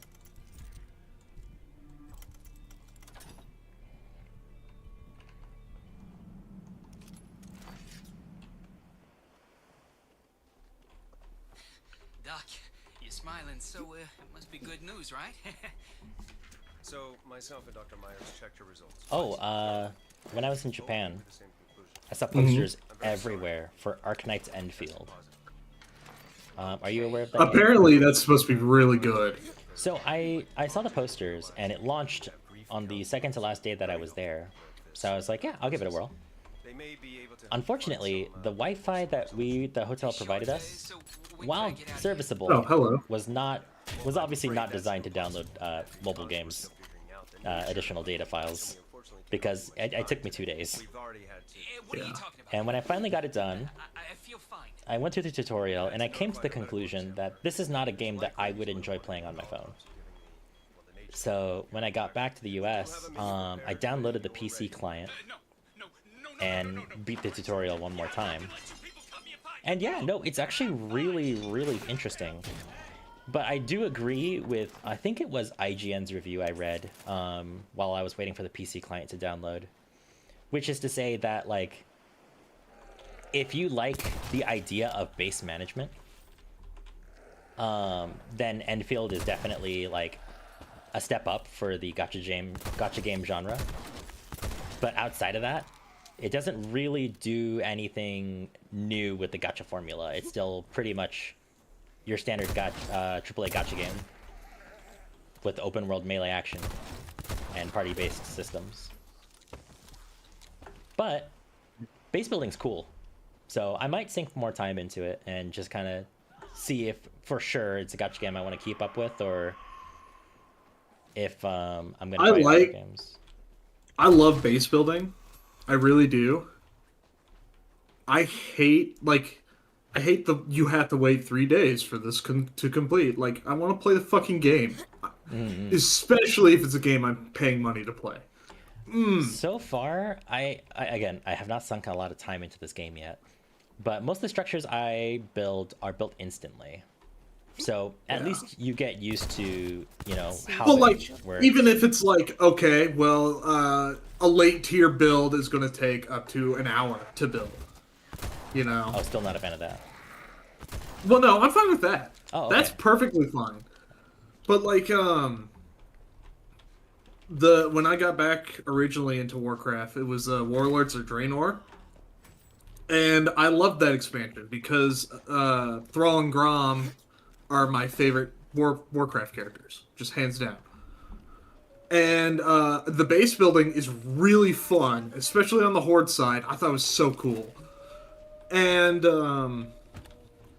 but you get to like tier 3 of 5. Oh, well, it'll take a week. Oh, yeah, I'm paying you $15 a month to play this game. You're telling me I have to wait a week just to continue? No. Yeah, no, that sucks. Why am I hearing whales? I mean, we are by the ocean. Like, oh, there's Sorry, pressures guys. here. I'm coming in there. oh, this one. Come on out. Don't be shy. You know Wow, what? he Have just a ate grenade. those shotgun shells. I need to switch to my acid hammer if I would stop getting knocked over. And We're nice standing on a liquid. Please don't use electricity. shot. You can't tell me what to do.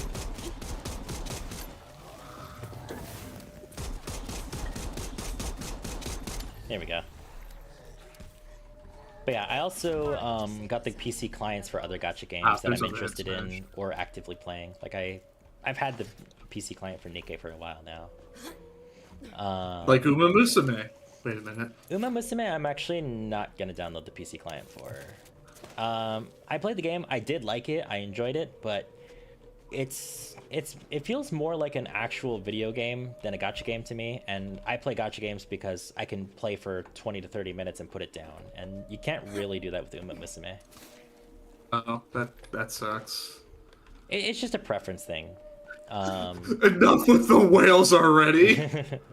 I know people who love that about Uma Musume, and to them, I'm happy they found a game that they can enjoy, because gacha games are very volatile.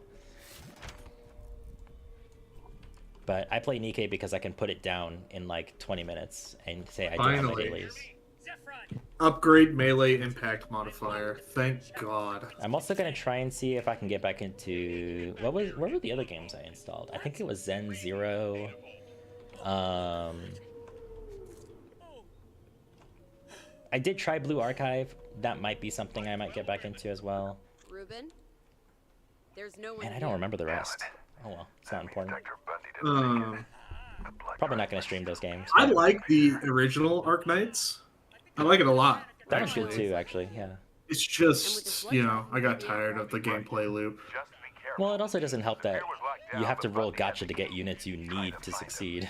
Bundy. Exactly.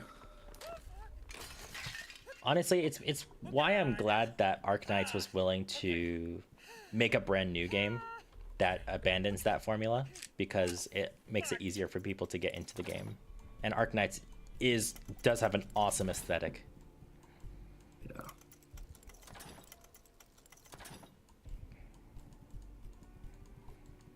Am I really full on ammo? I guess so. I am.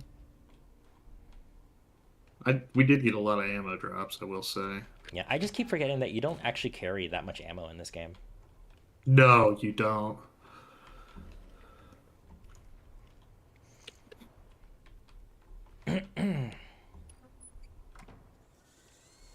Okay. I have done everything I need. You ready? Yep. Do we jump down, or is there another place we need to go? I'm gonna explore around. I guess we jump down. Nope. I guess there's only one way out, and it's this way. You must go this way.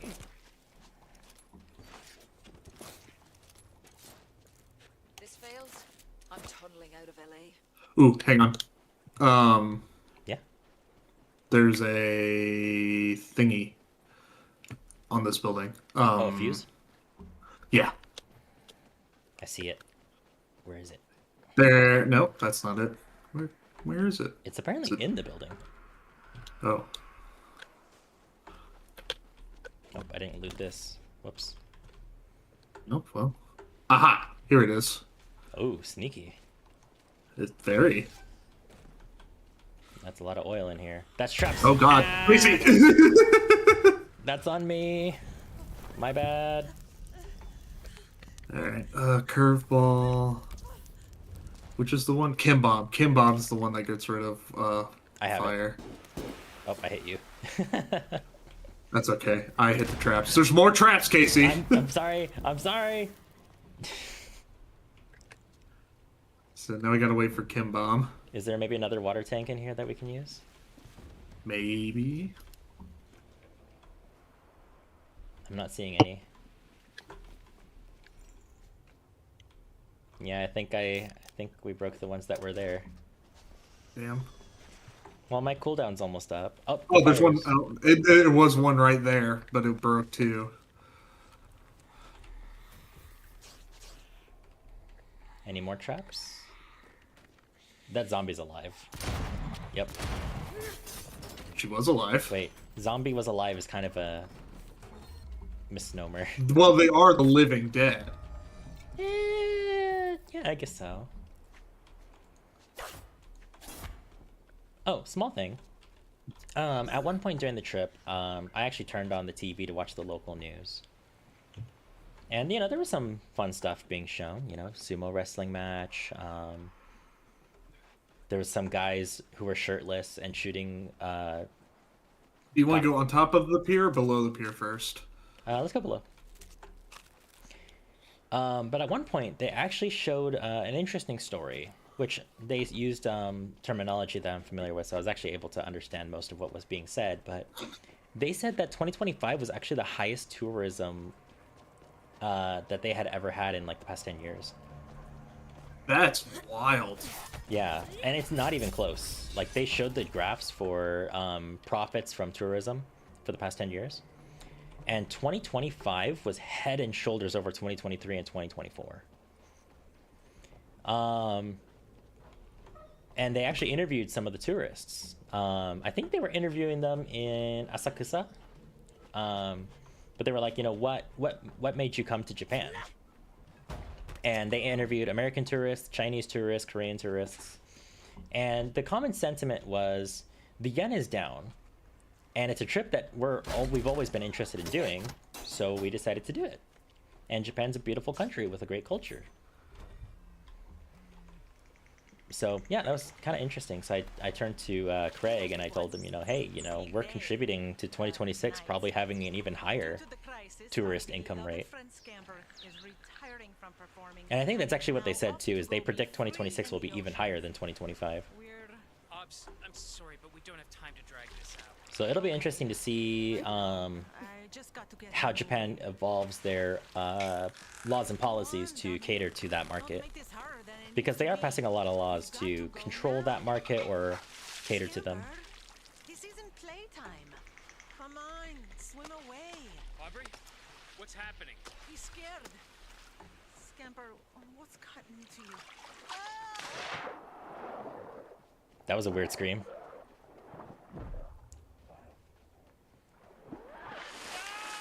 Aubrey! Aubrey, get back! I see the local riffraff have started drinking already. Never tackled me. Don't look! Just get back! Scampered! Scampered! No! Get off him, you! Ah! Aubrey! No! It's... Aubrey! My leg! Any of you guys, Bundy? Okay. Hey, what are you doing down there? Get away from the water! Aubrey, we've got to...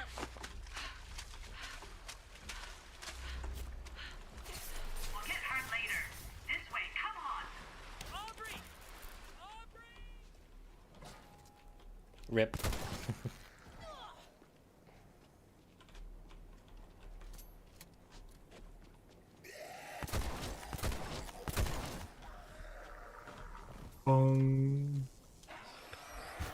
Ow. Excuse you. I was trying to look for the sun. Yeah, I wanted to check. This wasn't the way of going, so I wanted to check this place out. Mm-hmm.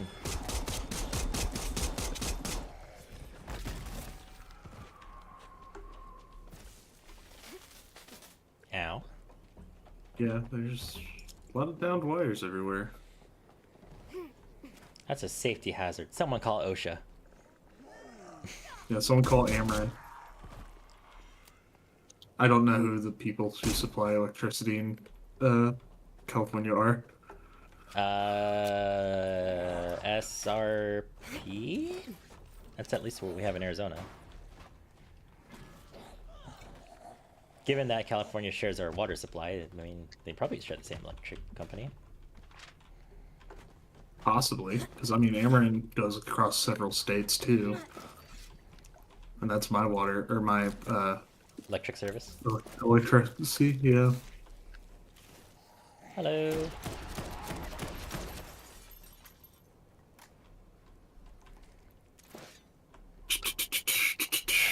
Excuse me.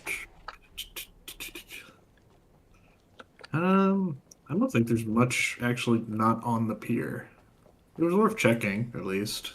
Yeah, there was some loot we got, you know. No, there is! It's the hot dog shack! It has fresh lemonade! Oh, they're closed. Hell yeah. Oh, well, come on. During an apocalypse, too? Come on. Is there anything in the back? Can we get in? Yeah, it's like, can we get in? Oh, we can get in the hot dog shack! Hell yeah, free hot Hell dogs! yeah. Infinite dogs. Aw, man. They're cleaned out. They cleaned the grill. Wow, I'm impressed. Yeah, this is a really clean grease pit. Good for them. That takes courage. There's 100% a zombie behind this door, and I don't know how to get beyond it. This door? Yeah. Like, you could hear him breathing. Pretty sure he's just on the other side of the wall. Oh, shoot. Yeah, the other Barbed side of the wire. gate. Yeah, which we can't get across. Surely Nope. there's a gap here somewhere. Maybe. Yeah, if the zombies that's in there, blocked off there's a- too. Hold on, let's go back There's the a- other way. Oh, right here. Duh, we're blind. Well, I mean, yeah, I'm not wearing my glasses. Oh. I don't wear my glasses when I stream. I stream blind. You get stuff with contacts if it's that bad. Well, I mean, I'm close enough to my screen where I don't need my glasses, so. I am Also, not. I don't want to have to worry about fluids and stuff for my vision, so I'd rather just have glasses. Because the only thing you need when you buy glasses is lens cleaner. If that, I have, the post office has these specially made microfiber cloths made for cleaning off screens. And I use them to clean my glasses, and it works better than any kind of glasses cleaner that I've ever used. Interesting. Yeah, I usually use my shirt, and then I use glasses cleaner if I can have it. I have an empty skill slot? Oh shit, Apparently, I do. too. Oh yeah. Hello, who joined? It's a Hello. bread. It's What bread. is today's game? We are We playing were Dead playing Island. Dead Island. You said that at the same time, and it was like half a second offset. You can tell him. We're playing Dead Island. Nice. Yeah. Most of the stream was me just telling some stories about Japan. So far. Nice. Yeah, a couple people asked about like some of the cultural norms in Japan, and that was pretty fun to answer. At least to the best of my ability, because I'm not a citizen there.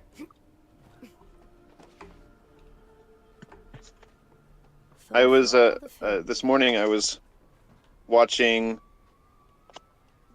Ludwig and what was Michael Reeves. They're going from one side of Japan to the other on motorcycles with no map That sounds fun. and no freeways. And so like they have to like figure it out. And I was looking at that and going, I mean, it looks like they're being respectful, but I have no idea what this means. So like, I'd have to watch their streams to get an idea. But that does sound like it would be fun to watch. It's pretty interesting. I think Connor, Sea-Dog VA, actually did a bicycle across Japan as part of charity. Nice. Yeah. It was for the Immune Deficiency Foundation, actually, too, which was pretty cool. Give me your key card, Bundy. There you are. And we're in. Hacker voice, we're in. I just wasted so much gas going across town because I thought I left my bag at the place that I slept. And then I didn't leave my bag there. It was actually just under something in my van. Whoops. That's tough. And now I need to go all the way back over there for groceries. Really is tough out here, isn't it? Yeah. Yep. Hopefully this year's better. More gas. More gas. Oil. Oh yeah. What the hell? Oh, this is a dead end. I got so I confused. I picked up a thing called just venting, and then a zombie came out of the vent. Interesting. I love They coincidences. predicted up before. He's venting. He's sus. He's venting. It's us. It's red. It's red. Holy crap. That's You're sus. You're right. Go over here and give me a kiss.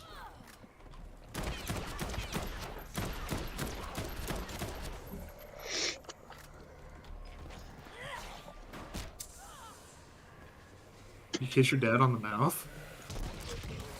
What? It's a Smiley Rose? Friends reference. Okay. That just came out of nowhere. I was like, excuse you? Yeah, that's Smiling Friends. It just comes out of nowhere. I've only seen, I think, the first 3 episodes of Smiling Friends, and it's just because my brother really wanted to show me it. It's fun. Not my cup of tea, but it's fun.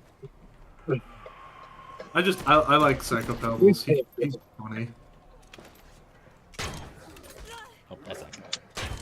Oh, I suck. Yeah. Watch this. Grenade. I'm going to, for my next trick, I'm going to make the zombie disappear. I missed. Oh, he was further away than I thought I was. They have a very, like, large lob.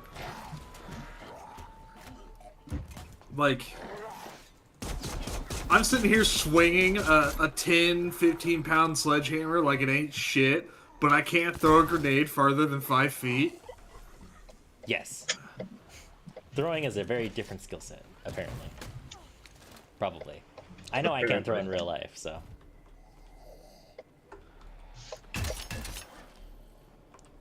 Good to know that I'll be the grenadier in our squadron.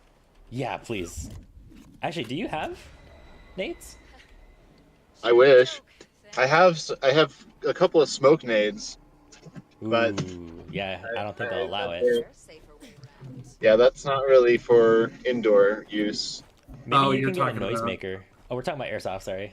Yeah, it's like, guys? Awesome. Yeah, so we're planning to go to airsoft at the end of the month. And it's going to be the first time in, what, 2 months? Power up. The same amount of time as it was last time. I don't know. Oh, okay, yeah, fair enough. A while. But, Oh I my think- god, look, it's Pinball Run. That's actually a really fun pinball machine. it does look pretty fun. But yeah, I still need to check my equipment. I haven't actually done that since I got back. That's all right. We got time. I still need to invite Everyone Joe else. Dog and Devin. Casey, I don't have any fuses. I do. Careful, careful. Huh? Last time you ran into a fuse room, you got shot by a trap. And I'll get to do it again. Oh, God! How are you the hazardous one? Dude, I play video games to turn my brain off. What do you mean? I am the hazardous one. Gave me a nail gun. What a cool guy. Oh no, never mind. The thing gave me a nail gun. I thought the zombie gave me a nail gun. My inventory's full. Oh wait, I My can inventory's- scrap while I'm standing here. What am I doing? Yeah. Oop, that's chat. Somehow I keep picking up steel peepays. Depending on how many people come, I may need to check all my guns instead of just a handful. I was thinking of just checking my pistols if I'm being honest. But, well, also the P90. I need to charge the P90's battery.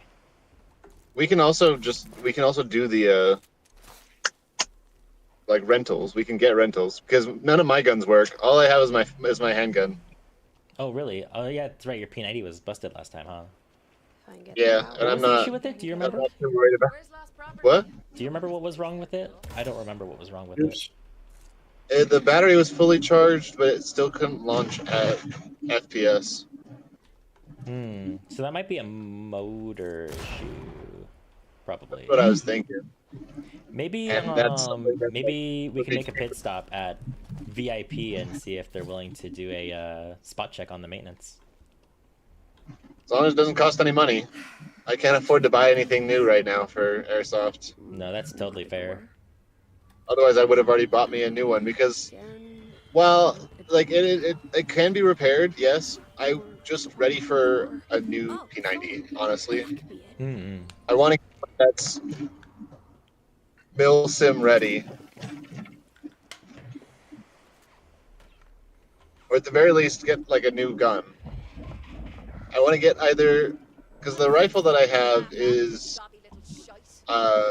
busted on 2 levels. On 2 levels. And that one's like more physically busted, where like the frame itself is the problem. That's unfortunate. I don't know exactly how to fix that, but I would love to have a rifle. That, I just killed a zombie, and I'm glad I killed her as fast as I did, because that is not a combination I wanted to enjoy. Volt Tactic Screamer Zombie. So they're electric screamer. That's gross. Yeah. Yeah, my CM16 Raider's battery is dead. Like, it won't charge. But it does use similar battery to the P90, so I can probably pick both. The MP5's battery is good. I did break the charger for it, though, so I need to figure that out. I do seem to remember that you use different batteries, so I can't give you mine either. Yeah. The Beretta mags should be good. I did drop a couple Glock mags when I was fumbling with them last year, so I might need to look into if I need to buy them or not. I want to kind of go back to using my CZs just because they're my first pistols and I'm really nostalgic for them. But I haven't used them in over a year, so I don't know if the mags are still good. Probably gonna have to test them. I might just make a day trip to I might make a day trip to VIP and just ask if I can use some of the gas to test all my guns. Yeah. A good testing day. Hmm. Hell, who knows? If I go through all the testing fast enough, $100 maybe I'll place them.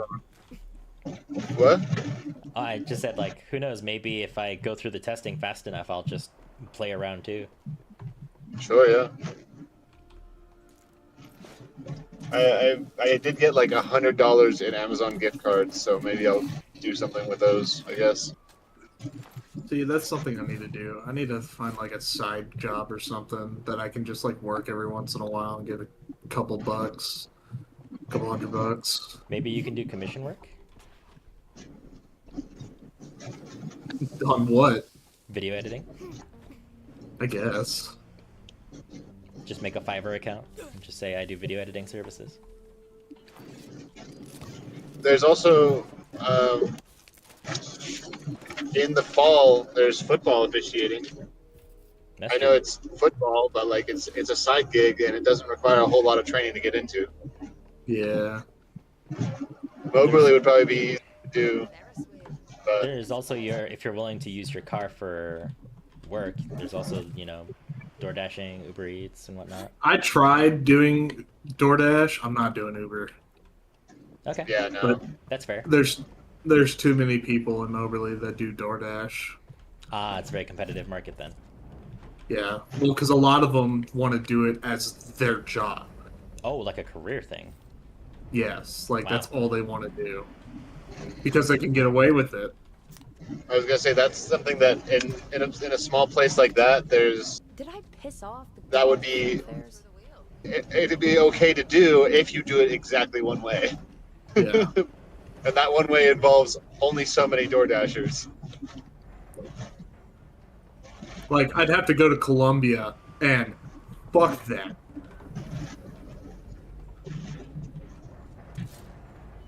Can we get out the Ferris wheel?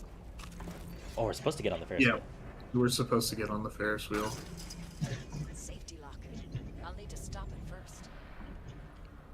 Oh. Line jumpers, kill them all. Where? I don't know. Oh, there they are. Do you have any like farmers markets or art supplies? We have an arts, like literally art store. Well, I'm thinking like art shows, like No. an event that comes up every once in a while. Not near here, no. There aren't a lot of side gigs you can do in a tiny place like that. No, I'd have to go get like a part-time job at a fast food place or something, or do something on my Online. computer. Yeah. Yeah. I'm down, by the way. Oh, okay. I mean, maybe I can teach you some like 3D modeling skills. Maybe you can do that commission. You're back in. 3D modeling commissions are on the rise as of late, so.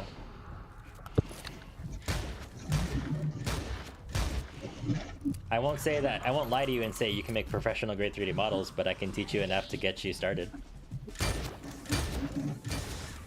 Honestly, I should like probably focus on this. In all honesty. That's fair. I think I don't know if my streaming stuff is gonna grow, but as long as I'm streaming and using the content to make YouTube videos, my growth is pretty steady when I'm consistent. So. Yeah, that's the thing. Like, it takes one shitty day for me not to want to even get on my computer.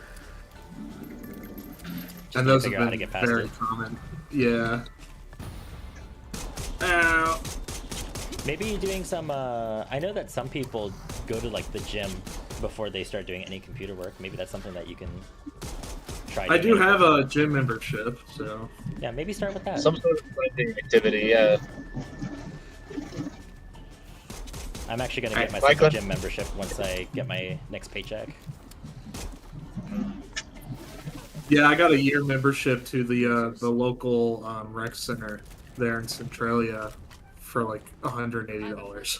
That's not bad. That's actually really good. It's like 180 or 280, but it's for an entire year of 24/7 access. That's really good. Yeah, I would say take How much advantage of was it? that. Like 180 or 280. Dude, I pay $10 a month, and I only get like Not quite. I get like 8 hours a day to get to Oh, what's the worst? for my hours. So like that's a steal. That's really good. What the fuck? Ferris wheel boss fight? Question mark. Is that a Yeah, hello. fucking clown? Oh, come on. Come on. This is actually making me dizzy. I don't like that they're looking from a height that high.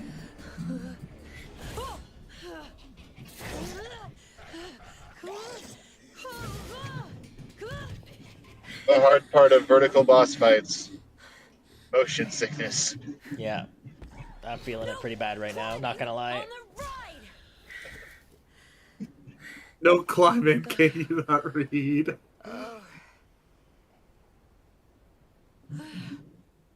Well, isn't that a barrel of fun? Why did we ride the Ferris wheel? Oh, to get to the other side of the exit. Got it. Yeah, to get the other side. Okay, not a vertical boss fight. Thank God. That I was No. genuinely gonna think about just calling it there. Funny face. Anytime you want to go again, I'm ready. Don't Hey, say that. I Casey, don't have a lot of another- ammo, ma'am. Another fuse. I refuse. Ah! Oh my God. Go to I. Oh, I shot the power box on the other side. It's all good. It didn't last that long. A cookery. Ooh, I got ooh. Hey, Wolverine, you want some claws? I would love some claws. There you go.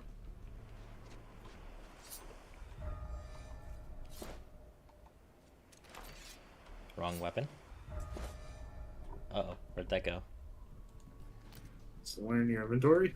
There we go. Tekokage.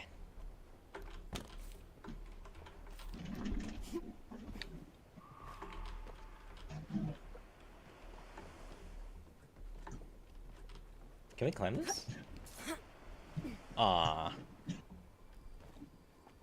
My thing is I just need to sit down and do it. I don't think that going to the gym's going to help me at all. I mean, that's the reason why I have no motivation. do you want to do the thing that I suggested last time? You know, just Maybe. pick a day and we just sit together and edit? Because I still need to finish editing my stuff. Like I said, I have the video like cut down. I just need to do the edits. Ooh, there's a bench back here. Hang on, we need that. Oh. Do you want to maybe start editing after the stream? Because like I'm almost done with mine. I just need to do the edit stuff too. It's right here. Here's the bench. Ooh, and there's a thing. Hang on. Hello. Agile perk for your gun. What does that do? Isn't that the attack speed one? Agile. Killing a zombie gives a minor agility boost. This effect can stack multiple times. Neat. I could craft it. I don't want to, but I can. Killing a zombie gives a chance to regain health. Yes, please.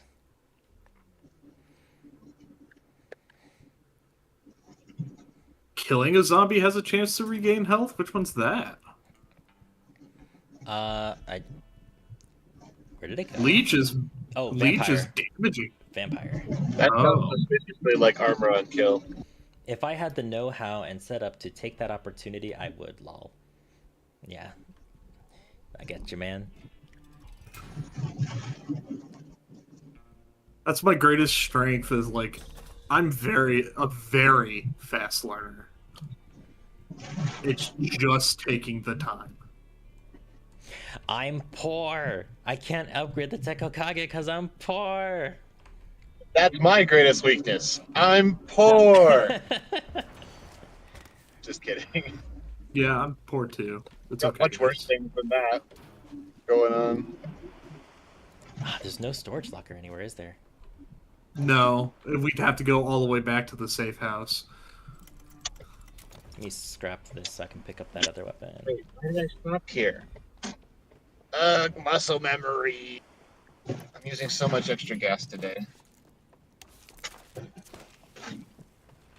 Hey, at least you're not paying the California gas prices right now, because when I was over there in LA, whoo-wee, I am so glad I don't drive there. Yeah. Arizona's about to hit sub $3 soon, and they're like $4.80. Arizona isn't too far behind them. Give it a couple years. Well, the gas prices have been trending down as of late, so I'm kind of hoping. Yeah. I got gas the other day. It was $2.34. Damn, I'm jealous. Where the fuck did I go? Where did you go? Oh, you're dead. You're in the water. Yeah. To be fair to you, it's dark in here. I don't like how dark it is in here. I slid and fell through the wall. Here, I'll navigate to the next area so that way when you respawn it's somewhere safe-ish. Why is this a horror section? Okay. It spawns me all the way back at the beginning. Oh, that sucks. Oh, here we go. So if you want to wait. Yeah, I'll wait out the tippy top. It's a drop down, so we're definitely gonna get locked in this area. I should probably not slide, because that's what killed me. Yeah. I'm hoping to finish editing the video today because I want to finish my game project. It just needs... That's where I fell. Okay. I need to finish modeling the city, and all I've done is put the train tracks down. You're just like every other corporate railroader. That's what happened to Flagstaff. They just put the railroad track and built the city up around it. I'm actually using a real location. I'm using a real location as a reference, so I just put the train tracks where that is. Alright. Yeah. I'm just being salty. Don't worry about it. Yeah, because Flagstaff railroads Corporation bad. Corporation bad. Corporation bad. Hey, at least the people were smart enough not to build homes next to the railroad in Flagstaff. Wrong. What are you talking about? There are homes right next to the train tracks on the west side.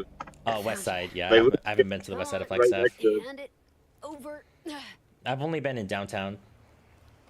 Yeah, it's west of downtown. It's like the main residential area for Flag. Even the houses directly on the tracks are still ridiculously priced. Oh, this dick. Back for more, huh? Oh wait, he has a blade arm. I need blade arms. Oh, he stabbed us. Well, I don't need the blade arm that badly.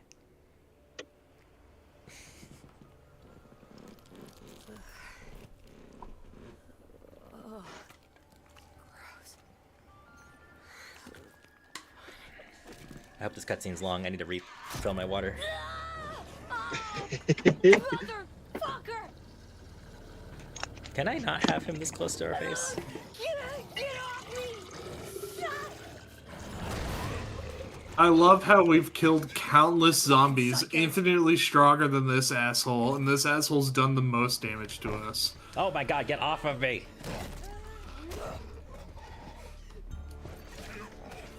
Do I have ammo? I have some ammo. Oh, he's immune. Well, that's a shame. How about Peggy? Are you immune to Peggy? No, you're not. I'm down. Well, that's not great. Oh, he's running away. He literally hit you and ran away. Rude. I should have crafted that workbench. I needed to craft ammo at that workbench, and I did not do that. Oh, he's back. He can block? Oh my god. Chemical bomb. That was not a chemical bomb. Chemical bomb. And where do you think you're going? Yeah, he...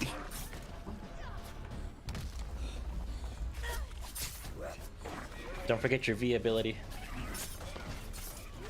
V? V. V? For very strong.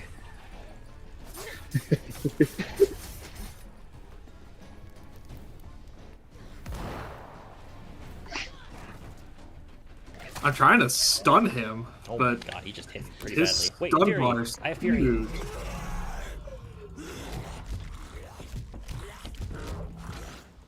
Oh, he's weak to acid. Good to know.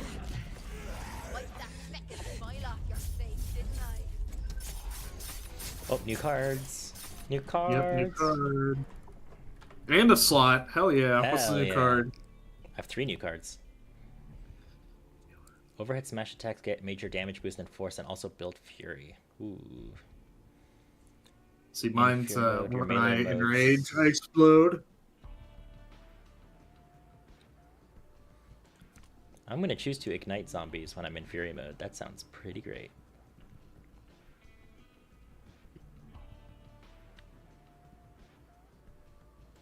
I'm gonna have to start using fury mode to heal. Because I'm max autophage. Hold Q in fury mode to Ruben, vomit caustic you copy? bile. Ew. That's the one I have. Yeah. And don't worry. Powerful ground I'm smash when fine. you hold Q in fury mode. Well, obviously, I need you and that tech back here ASAP. Wow, I'm so far... When did I pull my seat so far back? Sir. That's a fantastic question.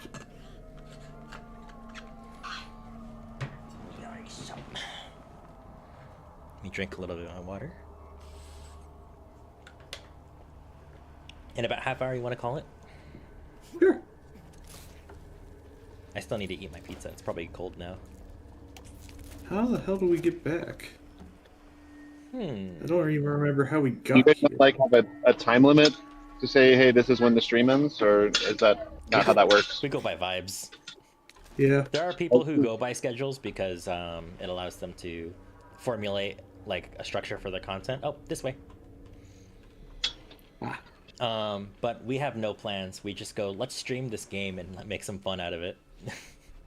Oh yeah. We probably should come up with a Nothing schedule will for it, stop but we'll figure that out later. Oh, are you fucking kidding I'm me? not an expert on content. I just regurgitate what I see on the internet, like everybody else. I mean, given how well I've been managing my stuff, I'm not an expert either, but I did do a little bit of research into what the successful people do.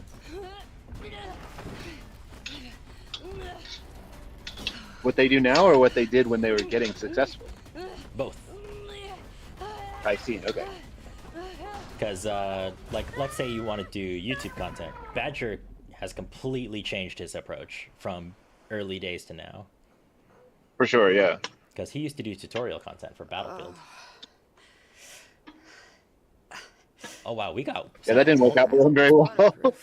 I mean, it did okay. It was actually Joe's favorite part of his content. Oh, fascinating. Thanks for the God, stream, the amount guys. of Have a good times one. we've been asleep and passed out. Yeah. Friggin', how have we not died? Yeah, absolute still. Thanks for tuning in. We'll see you around.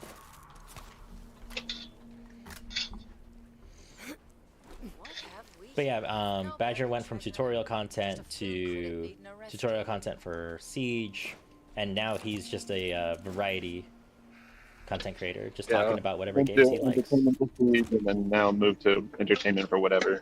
Yeah, but the quality of his content has also skyrocketed because he went from being just a really good editor to being a really good editor, mocap artist, and animator. Yeah, yeah. Hell, I don't know if you've seen his Killing Floor 2 video, but he learned how to Yeah. mod games in Unreal Engine 2 for that video. Yeah. For the what was his name? I need a medic bag. Oh yeah, Dallas. Dallas. It's you. Hey, fuck. And yeah, Daz hasn't checked in, and I'm starting to get super worried.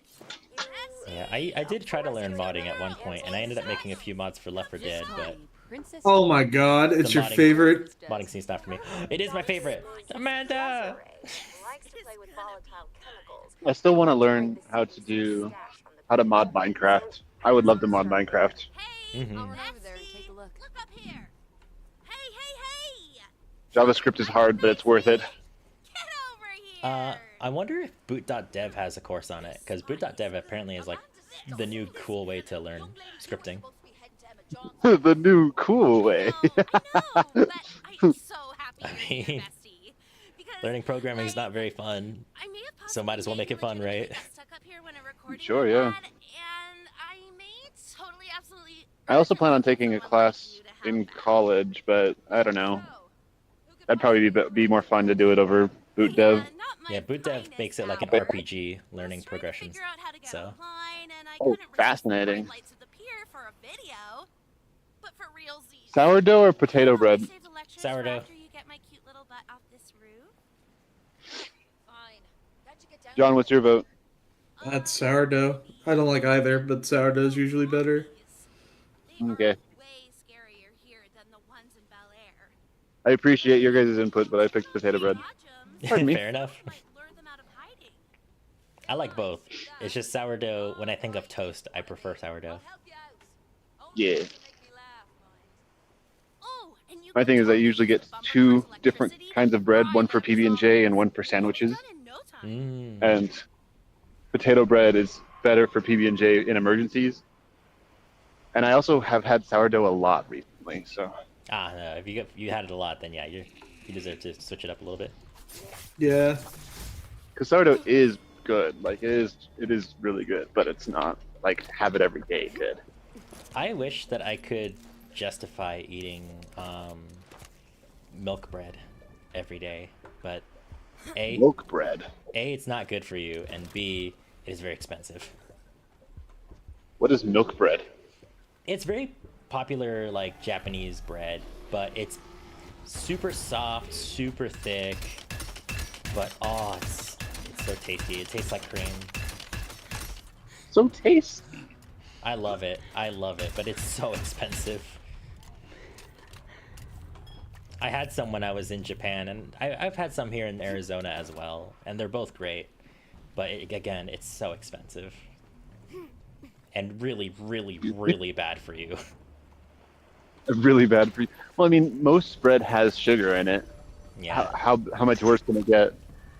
That I don't know, but I do know that I've been told that it's worse for you than normal bread. So. Okay. The one time the Japanese make something really tasty and yet more unhealthy than normal stuff. What do you mean the one time? Shush. Shush. What's the dodgems? Is that the bumper cars? Yeah. Bumper cars. Bumper cars. They're so crunchy. We need to power on the dodgem cars. How do we power it on? That's exactly what I'm wondering. So there's a cable here. Where does the cable go? That's a dead end. How about the other direction? I mean, it leads to this little shack. Oh, the hose. That's not even a there's a cable. button. There's a button here for it. Oh. Here, I'll turn it on. Bring back the button.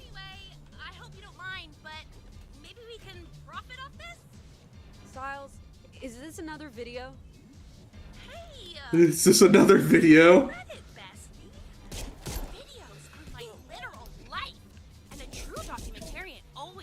Use electricity to zap the zombies to death. I have an electric sword. Hold on. Let me break the electric line. There we go. The electric line. And I'll start pouring some water. Boop. Immune? What's my electric weapon? It's the one gun I don't have any ammo for right now. My electric weapon is the, drive me closer. I wish to hit them with my sword.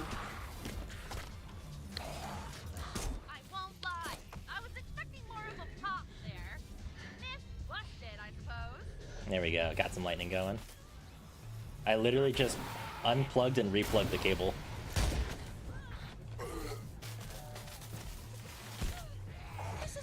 Gotta be careful here. What happened to that water can I had? There's a firefighter zombie. He's immune to electricity.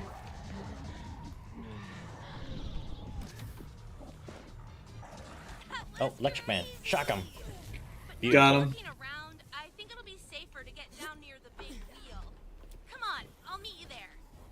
By the Ferris wheel. Alright. I love her. She's funny. My favorite content creator. My favorite And Dead content Island creator. 2. My favorite content creator, and she's not even real.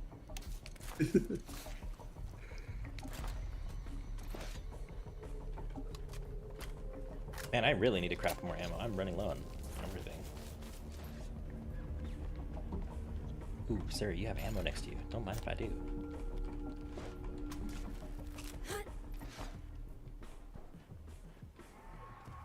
Where is she?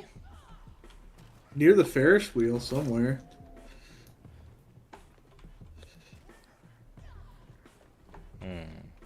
Maybe the other side? Oh, I found her. I found I'm her. on- I found her. No. Yep, there she is. I was like, I'm on the other side. I'm coming. I'm coming. Bestie, don't be mad. Look around. This is perfect. And terrible. Aren't you happy you're saving me from this? Hey, wouldn't it be cool to decap some heads and pop some brains out here? Yes. And I'll film it. It will totally juxtapose with this happy place vibe. Ooh, ooh, ooh, ooh, ooh. Keep a lookout for the zombie clowns. I have some revolver rounds, so if you soften them up, I can pop them. Thumbnail material. Okay. Oh, you actually got the heads off that one. Nice. Yeah, I'm using a sword. Dang, I'm getting headshots and they're not popping. Guys, I know what you're thinking. If we can get 2 million likes on this video today, we will make it happen. 2 million in one day? Are you crazy, ma'am? You know you want it. The literal population of people watching the internet is dropping. This was the best worst suggestion I could have made. Yo! We could stick one of them into a mascot costume. Haunted mascots are clickbait gold. The kids love it.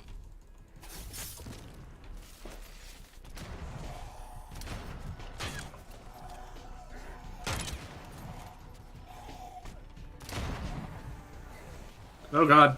Hi, Crusher. I just want to thank Ocean Park for inadvertently sponsoring this video.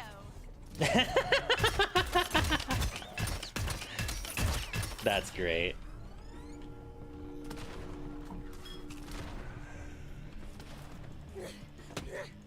I get so much HP on zombie kill.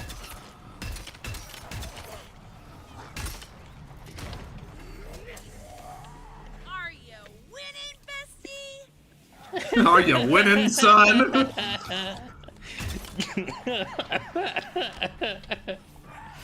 I love her. She's great. This is like so sick.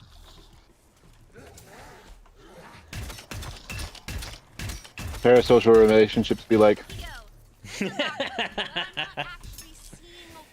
She's actually enabling it too, since we're actually contributing to her content. So I can get down there for sure. See ya in Oh, it's her fault. That's I see how you are, Casey. What an unexpected development. I mean, if you're pitching parasocial content, are you not the true root cause of parasocial people? Some people can encourage it, I suppose. I'm just being funny.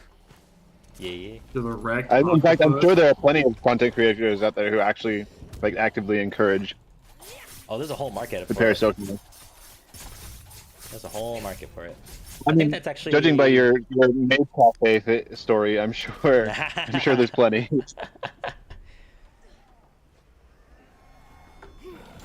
My waifu is on this trading card that I got from maid cafe. She works. Ridiculous. Honestly, I don't know how I would feel about that. On which side? On which end? If I The person went to a receiving maid information? cafe and someone was dressed up like Momoji, that'd be weird. I'm sure. I'm absolutely positive there's a Toho maid cafe. Oh, I'm not saying Or there's that not. maybe one I'm happened. just- Yeah, maybe one happened as part of a collaboration. Go. God, you're heavy. Go. Kick him. Go. Go. Go. Go. Go. Go. Oh, get off. There we go. $5 for a meal these days is so good. Oh, I'm down. I'm coming. Back Hi. on your feet. Thank you.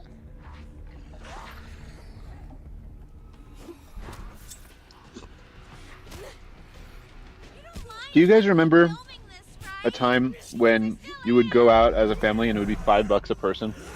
I do. It was great. Crazy.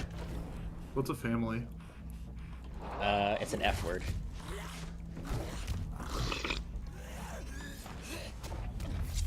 It's a 6-letter F word, John. I know you specialize in 4 letters, so we gotta. I thought family was 5 letters. Come on, Zach. If you're gonna teach me how to spell, at least do it right. F-A-L. Family is 6 letters. It's 6. Yeah, it's 6. Is it 6? Yeah. I thought it was F-M-A-I-L. Yeah, oh, yeah, you're right. What am I thinking of? What's a 5-letter F word? Frick. F-R-I-C-K. You know what? You're right. When you're right, you're right. Ooh, that was good.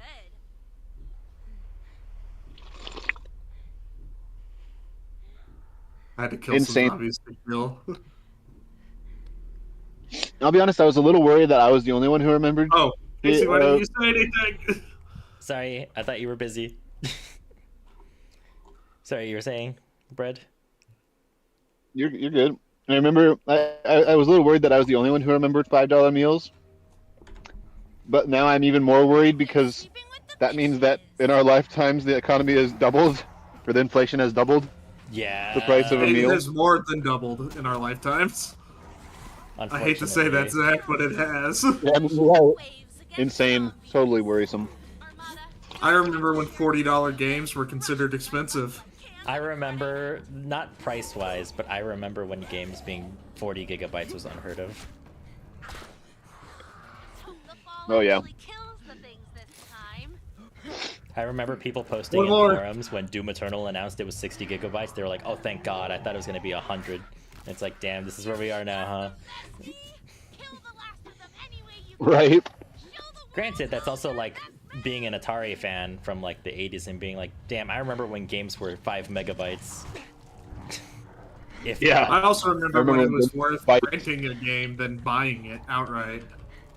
Yeah. I mean, that goes back to the whole if owning isn't, or if buying isn't owning, then piracy isn't stealing thing. Yeah, that's a whole thing too. A really interesting topic. The whole other honestly. thing. Very interesting topic.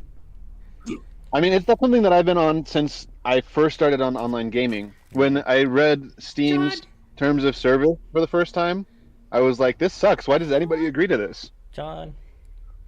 I'm coming. And to their credit, Steam has done a phenomenal job, and they've been one of the few examples of how it works. Yes. They've done such a well job that they're getting sued for $900 million. What are they getting sued for? Price because they're trying to say they're a monopoly in the UK. Which it probably is in the UK. Well, they are a monopoly, but not by their doing. Like, it's not them who are doing the monopolizing. They're just doing it better than most people, and then most corporations, I should say. I shouldn't call them people. Yeah, because And then Ubisoft and Epic Games have all tried to compete in the same space, and they're not doing a good job. Yeah, it's just that nobody wants to be a part of it. Yeah, only CD Projekt Red and itch.io are doing a good job competing in this space. And it's just because they cater to different markets. CD Projekt Red uses GOG to revive old games, so people who like legacy titles go there. Itch.io is for indie developers making games less than a gigabyte in size, so people go there for that market. Yeah. Flash games, basically. It depends. Or what was once Flash game. Yeah. Trying to think, is there anyone else actually like kind of competing in that space? I was gonna say Amazon, but not really. They gave up on that. No, not really. Like their Luna thing is service is competing with more Xbox cloud gaming, and even then, not very well. Yeah. Epic Games is the closest parallel because they're still alive. And EA, I'm pretty sure Epic Games is the person that's committing the lawsuit. They're that not. would make sense. They're not. They Oh, are they're not? contributing to the lawsuit, but no, they're not the ones who filed it. Because Epic Games is an American company. They're not UK. They would have taken. Yeah, but they would have taken sued the Steam. freaking. They would have taken Steam to the U.S. courts if that's what they were doing. They took freaking Apple to every single court in the entire world until they got a ruling in their favor. So I wouldn't put it past them for suing Steam in the UK with stricter monopoly laws. Well, they would have started That's with US funny. still, because they file before they know if they can win or not, is what I've seen of them. Yeah. We need to look for D's. And the worst part is, you know, not the worst part, the saddest part, is I actually do like how Epic treats their customers. But their Really? storefront sucks. Their storefront sucks. Their storefront sucks. Their business practices are terrible. When you say That's business right. practices, in what regard? Because, like, I just want to make sure I'm understanding correctly. Treatment of their products, treatment of their games. Like you said, their storefront's terrible. Treatment of their games? Question mark? Yeah, the way they treat some of their game producers is fucking awful. Yeah, if they're not making a lot of money, they don't get a lot of attention. I don't know about like actual treatment, as in like what they say to each other, but like Epic Games really only focuses on the games that are making a lot of money at that time. Yeah, that's why they killed Unreal Tournament. Yeah.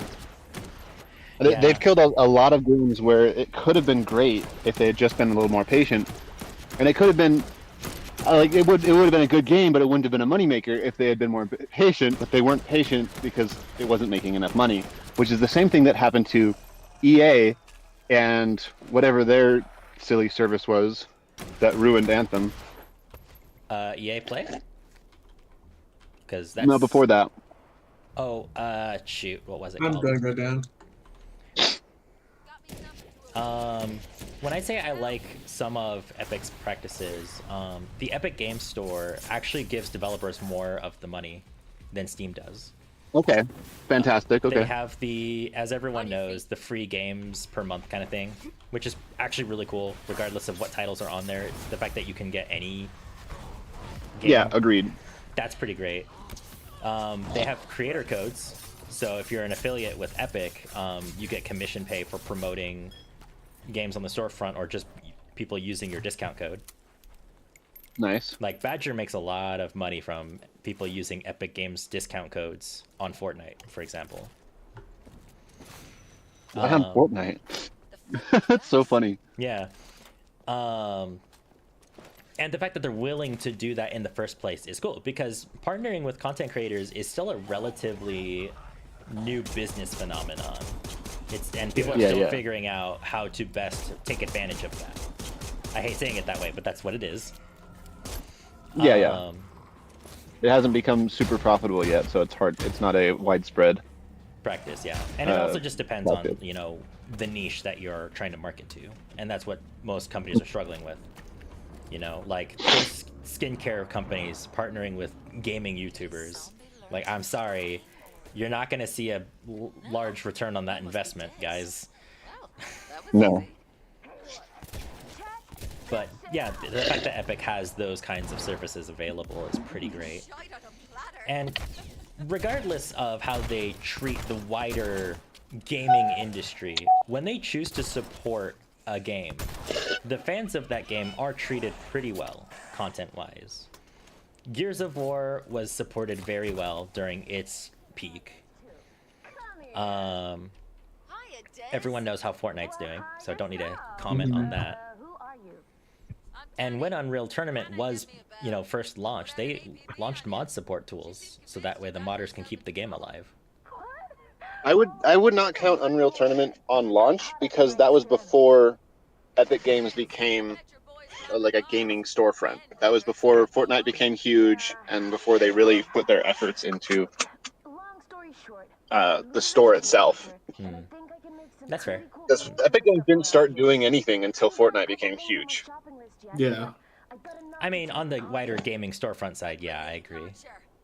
but they were big when they were making AAA games for the console market. Yeah. When they were a publisher, they're no longer just a publisher. Yeah, that's true. And if we're gonna be kicking storefronts down while they're struggling, man, it's so heartbreaking seeing Ubisoft struggle as much as they are because the solution is so obvious. I like Ubisoft's storefront. What's the solution? So the storefront itself is not my issue so much.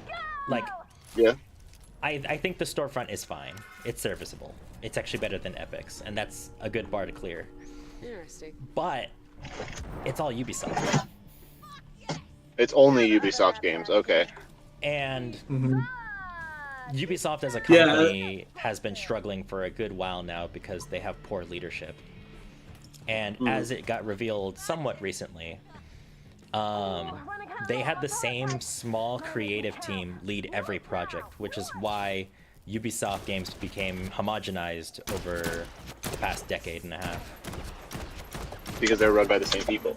Yeah, and it's just like, why did you think that was a good idea, Ubisoft? And the answer is because it's a profitable formula, duh, but still. Now, there is hope for Ubisoft as of late.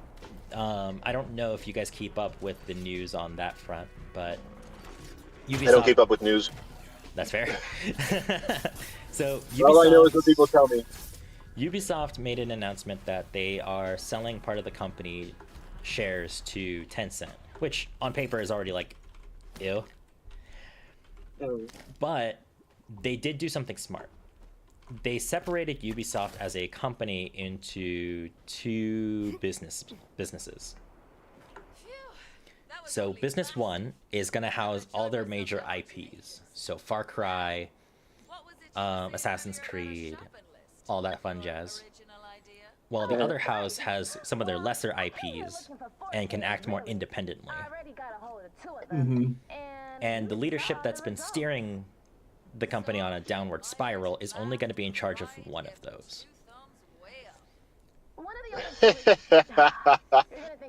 Let me guess, that's the AAA one. Actually, I don't remember, if I'm being honest. I need to look back into it. But... Well, I hope it's the AAA one, because that's the one I don't care about. Yeah. The other thing, though, is that supposedly Tencent actually doesn't want any of the original leadership on any of it. Which... Okay. Yeah, when Ubisoft was well, how originally... many shares does Tencent own? I'm sorry? How much they own do they? How much did they offer? How much do they own? The percentage has not been finalized just yet. But Ubisoft was originally going to sell, like, majority of itself to Tencent. And Tencent said, sure, just fire your corporate leadership. And Ubisoft said, I don't know about that, man. And, like, the people who are in charge of the corporate leadership are the ones who are selling it to Tencent. So, like... I'll give Des the good news back at the dome. Yeah, it's a weird situation. So, honestly, I'm hoping that, you know, the new Ubisoft divisions do well, because I like Ubisoft games. Hey. They have infinite potential, and even when they stumble, you can see brilliance in them. Yeah. I don't know. I feel like they fumbled with the newest Anno game, but I don't think that's Ubisoft's fault because they don't know how to make city builders. Yeah. I mean, personally, I am more rooting for... I'm more rooting for, like, their younger / less tested IPs, you know? What was it called? Not Defiance. The Call Dishonored? of Duty... No. That's Arcane. They made a Call of Duty competitor at one point. X-Defiant. X-Defiant was a decent game. Ubisoft just needed to stick with it, and they chose not to. And that was a mistake. Yeah, like Anthem and BioWare. Yeah, like Anthem and BioWare. Division Not salty. Division 2 could have been a champion for looter shooters, and it on the design front it is, but the wider gaming community doesn't feel that because Ubisoft literally left Division 2 to just have no support for like a year, and that was Longer, I think. Longer, probably. Yeah, it was stupid. And then they homogenized the Assassin's Creed formula and made Far Cry. That's super disappointing for sure. Yeah. Assassin's Creed hasn't had a solid identity for at least a decade now, honestly. Come here. Yeah. Let's compare data and see what we got. Nope, huddle up, canceled. That was weird. Oh, what? Oh. I thought Rav and Bozzy were blowing smoke up my ass, but I take it all back. You, my friend, live up to the Yeah. hype. Ubisoft is got a lot of talented people working under poor leadership, so hopefully they can steer the ship around. Absolutely. Yeah, Oh, for sure. We should call in and let Hannah know she can stop hyperventilating into a paper bag or whatever else it is she does for fun. You mean you haven't called her yet? Unreal. Yeah, we should do I was gonna say something at the beginning of this conversation, and I forgot what it was. Your lost sheep is alive, well, and Maybe something with EA. But anyways, I started blasting.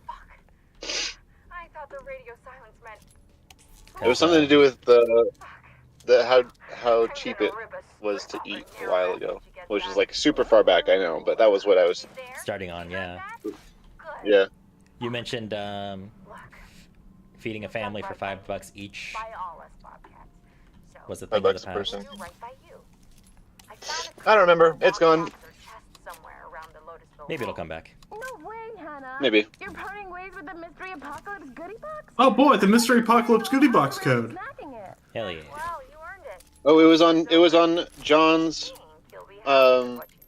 renting thing. I liked the business. I liked the Blockbuster business model, and I think a lot of people. Thanks again, though. I think a lot of people liked it. It's not as profitable as streaming, obviously. That's why it went extinct. But like, it's good for the social atmosphere. I think that's something that is undervalued. But unfortunately, because our world is run by rich people, it's not going to be valued very much. Yeah. Let's head back to place. And then you want to call the game there? Hey, yeah, well, I'll get the Mystery Apocalypse box goodie. I just watched these guys materialize out of thin air. Did you see that? I did. I thought it was just my end, honestly, until you said something. Is this not a normal thing for Dead Island? I mean, they do. Normally but you don't usually see it. They materialize off screen. Yeah. Like, they literally spawn outside of your FOV. That's been my experience with Dead Island. Yeah, honestly, the spawning logic is simultaneously immersion breaking and yet so gamey. I love it. The Dead Island is an arcade game anyway. I mean, it just scratches the same itch that I have when I play Division, which is, as long as enemies keep spawning, there's loot spawning, and as long as loot's spawning, I'm having fun. So I'm gonna keep killing enemies to spawn more loot. How the hell did we get up there? Where are we I going? don't remember. Up there, because that's where the warp is. Remember Is it the through safe this house? door here? Yeah, I think it's through this door. Yep. Because then we, Dante! Dante, where's your inferno? Ow, he punched me for that one. I was thinking that, and I'm like, I'm not gonna make that joke. Don't worry, I got you, homie. Something that the thing that I like about looter shooters is the cool things you can do, and and something that I think Division 2 lacks is like knowing where and how to get those things that'll let you do the cool things. Where like sometimes it'll emphasize a certain kind of loot here and there, but then you have to know what the loot does, etc., etc. Whereas if I want to be like in my brain, in my mind's eye, the way that I think it could work is that like if I want a flamethrower and I see a guy with a flamethrower, I want to kill that guy, you know. The thing that Division 2 misses for me is knowing which enemies to kill instead of like, okay, these guys are just these are a different kind of guy that have a different kind of weak point that I can shoot at, you know? Yeah, Most of the time, the unfortunately, guys are all just like, shoot it until it dies, whereas I want more of like, which people do we focus first? I mean, that does exist, but it's only in the curated missions, unfortunately. The open world Yeah. activities don't carry that same weight unless it's a rare random encounter. Which, Yeah. honestly, I personally don't mind, because sometimes I just want to walk around the open world and shoot brainless enemies for 20 minutes. Yeah, but there's a lot of games that do that. I know, but the Division 2 will reward me for doing that, rather than just for That's the pure fair, fun of okay. it. Yeah, that makes sense. Yeah, because even when I get junk, that's currency, and that's crafting materials. Whereas in other games, yeah, that's dopamine, and that's all it is. Yeah. Not that that's a Alright, problem. I'm by the Mr. Goodie Box of Doom when you load in. Yeah, I'm still loading in. I know that like the wider gaming community is like, no more looter stuff, please. No more looter stuff. You know, there's too much competition in the market, and it's hard to make these games fun. It's hard to make these games, period. And I agree with all those sentiments. However, they are unfortunately my favorite type of game. Yeah, looter games are fun. I do enjoy looter games. Ooh, Shark Tooth. Hoo-hoo-ah. I like looter games when they're not a grind. I'm not a grind person. Games like Borderlands and Division 2 are probably the least grindy that I've personally experienced. This game too, actually. Dead Island 2 is not that grindy, which is nice. No. Div 2 was not very grindy in the beginning, but now that it's in the end, it's a little grindy. It's a little grindy, yeah. But now that we remember how the proficiencies work, should be a little easier. Yeah. The thing that Div 2 has is that if you don't know how the game works, then it's grindy. Yeah, and unfortunately, they don't communicate the systems very well. Well, it's also a lot. What'd you say, John? Casey, you good to call it? I'm good to call it here. I think this was a really good stream, though. Yep. All right. Thanks for tuning in, everyone. We'll see you potentially next week.